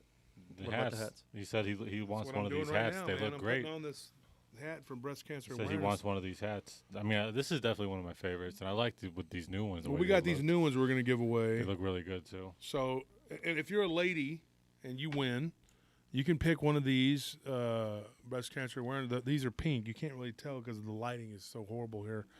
But you can have one of these, or you can have one of these pink ones. It's up to you. Well, let's just show the audience here. Yeah, just switch to the other camera. Switch to the camera. 'Cause this one, it looks white Gotta- on the camera. Look at You that. got to present them like the price is right. Da-da-da-da.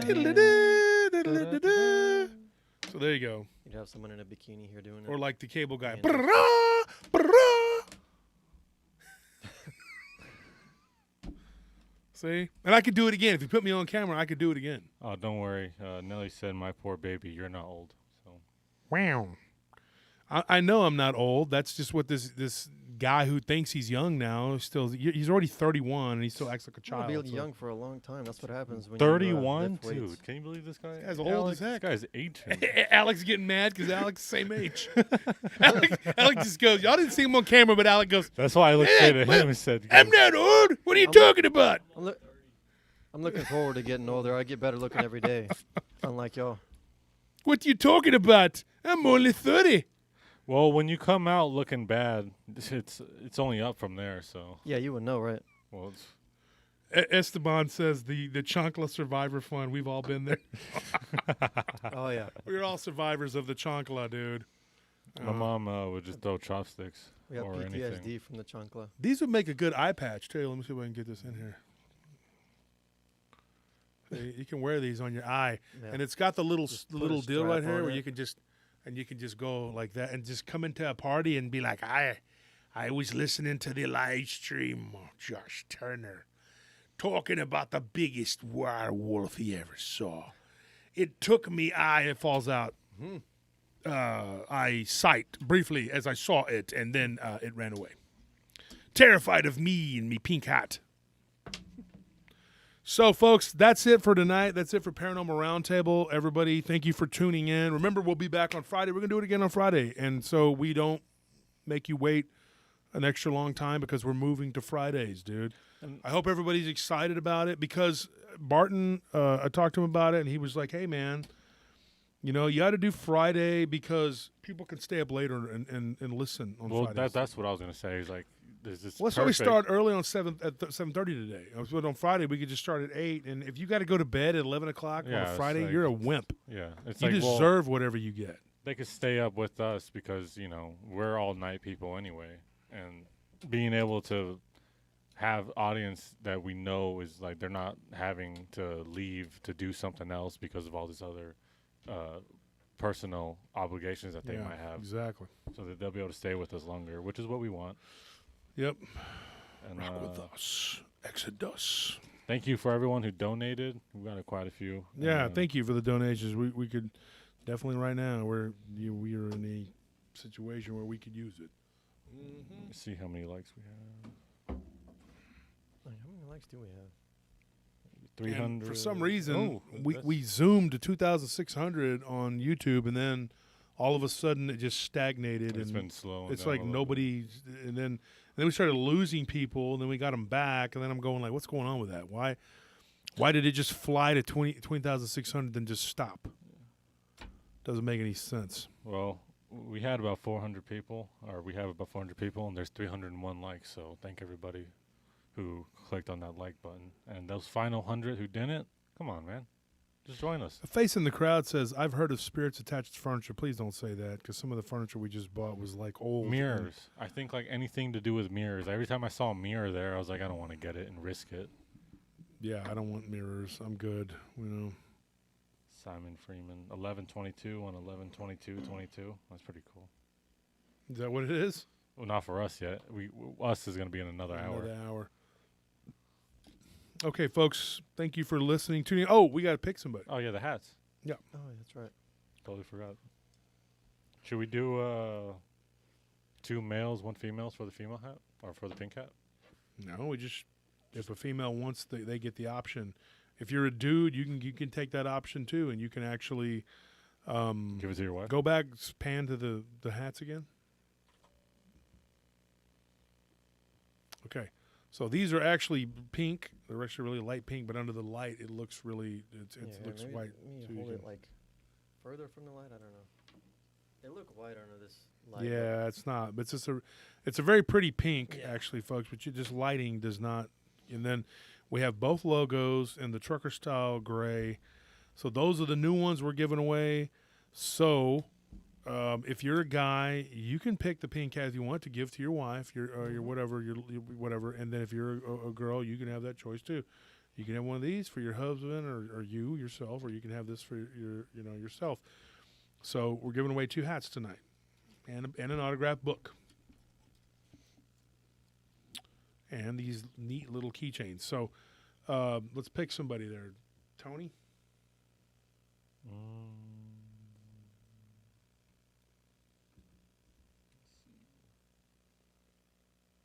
There was somebody who got my white rabbit reference somewhere here in the chat. I want to see if Fear I and can Loathing. find them. Yeah, I saw that one too. So Tony, pick who you're going to pick. Let's get going here. We don't have all day. Shots. Did we do Shotzi 67? Yeah, Shotzi donated like $50 Yeah. earlier. That's Is pretty. that him? No. I'm just looking at some names. The face in the crowd. Robert. Do you know who you're gonna pick? We're picking one male and one female. No, just How do you know if they're male or female? Just pick somebody. based on Okay. that.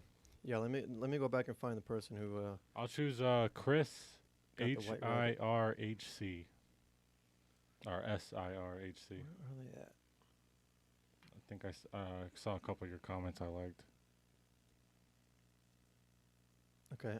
So, well, I don't know. Okay, I don't know if she's here anymore, but Foxy Crafty Fierce was the one who got that little reference. But she said goodnight PRT and paratroopers. So if you don't respond, we're gonna have to move on to someone else, 'cause that's my pick for now. Okay. Hey Chris, can you comment and make sure so we can make sure you're still here? Okay. Oh, okay. Yeah, that's she yours. said I think they're all nice. Okay. Well then go ahead and pick one. Just leave a comment in the chat, saying which one you want. There you go. Foxy and Chris, they both just commented.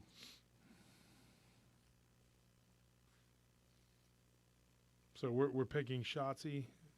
Well, No. Well, I mean, I mean, we can pick 3 people.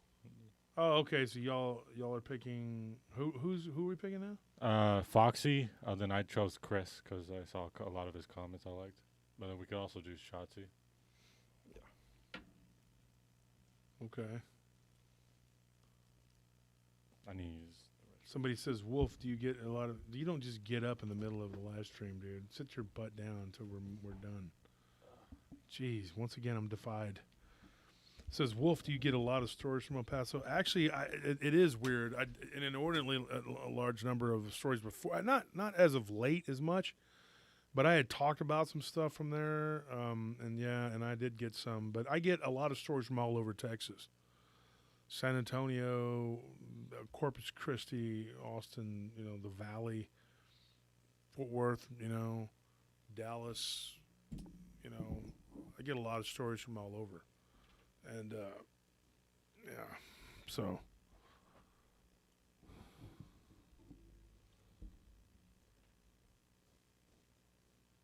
So Foxy Craft Fierce, that is one.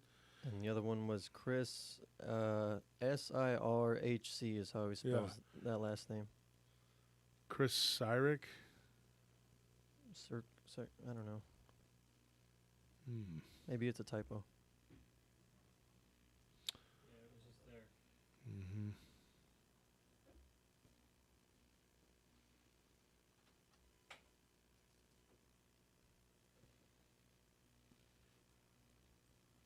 Sounds very close to another Chris's name.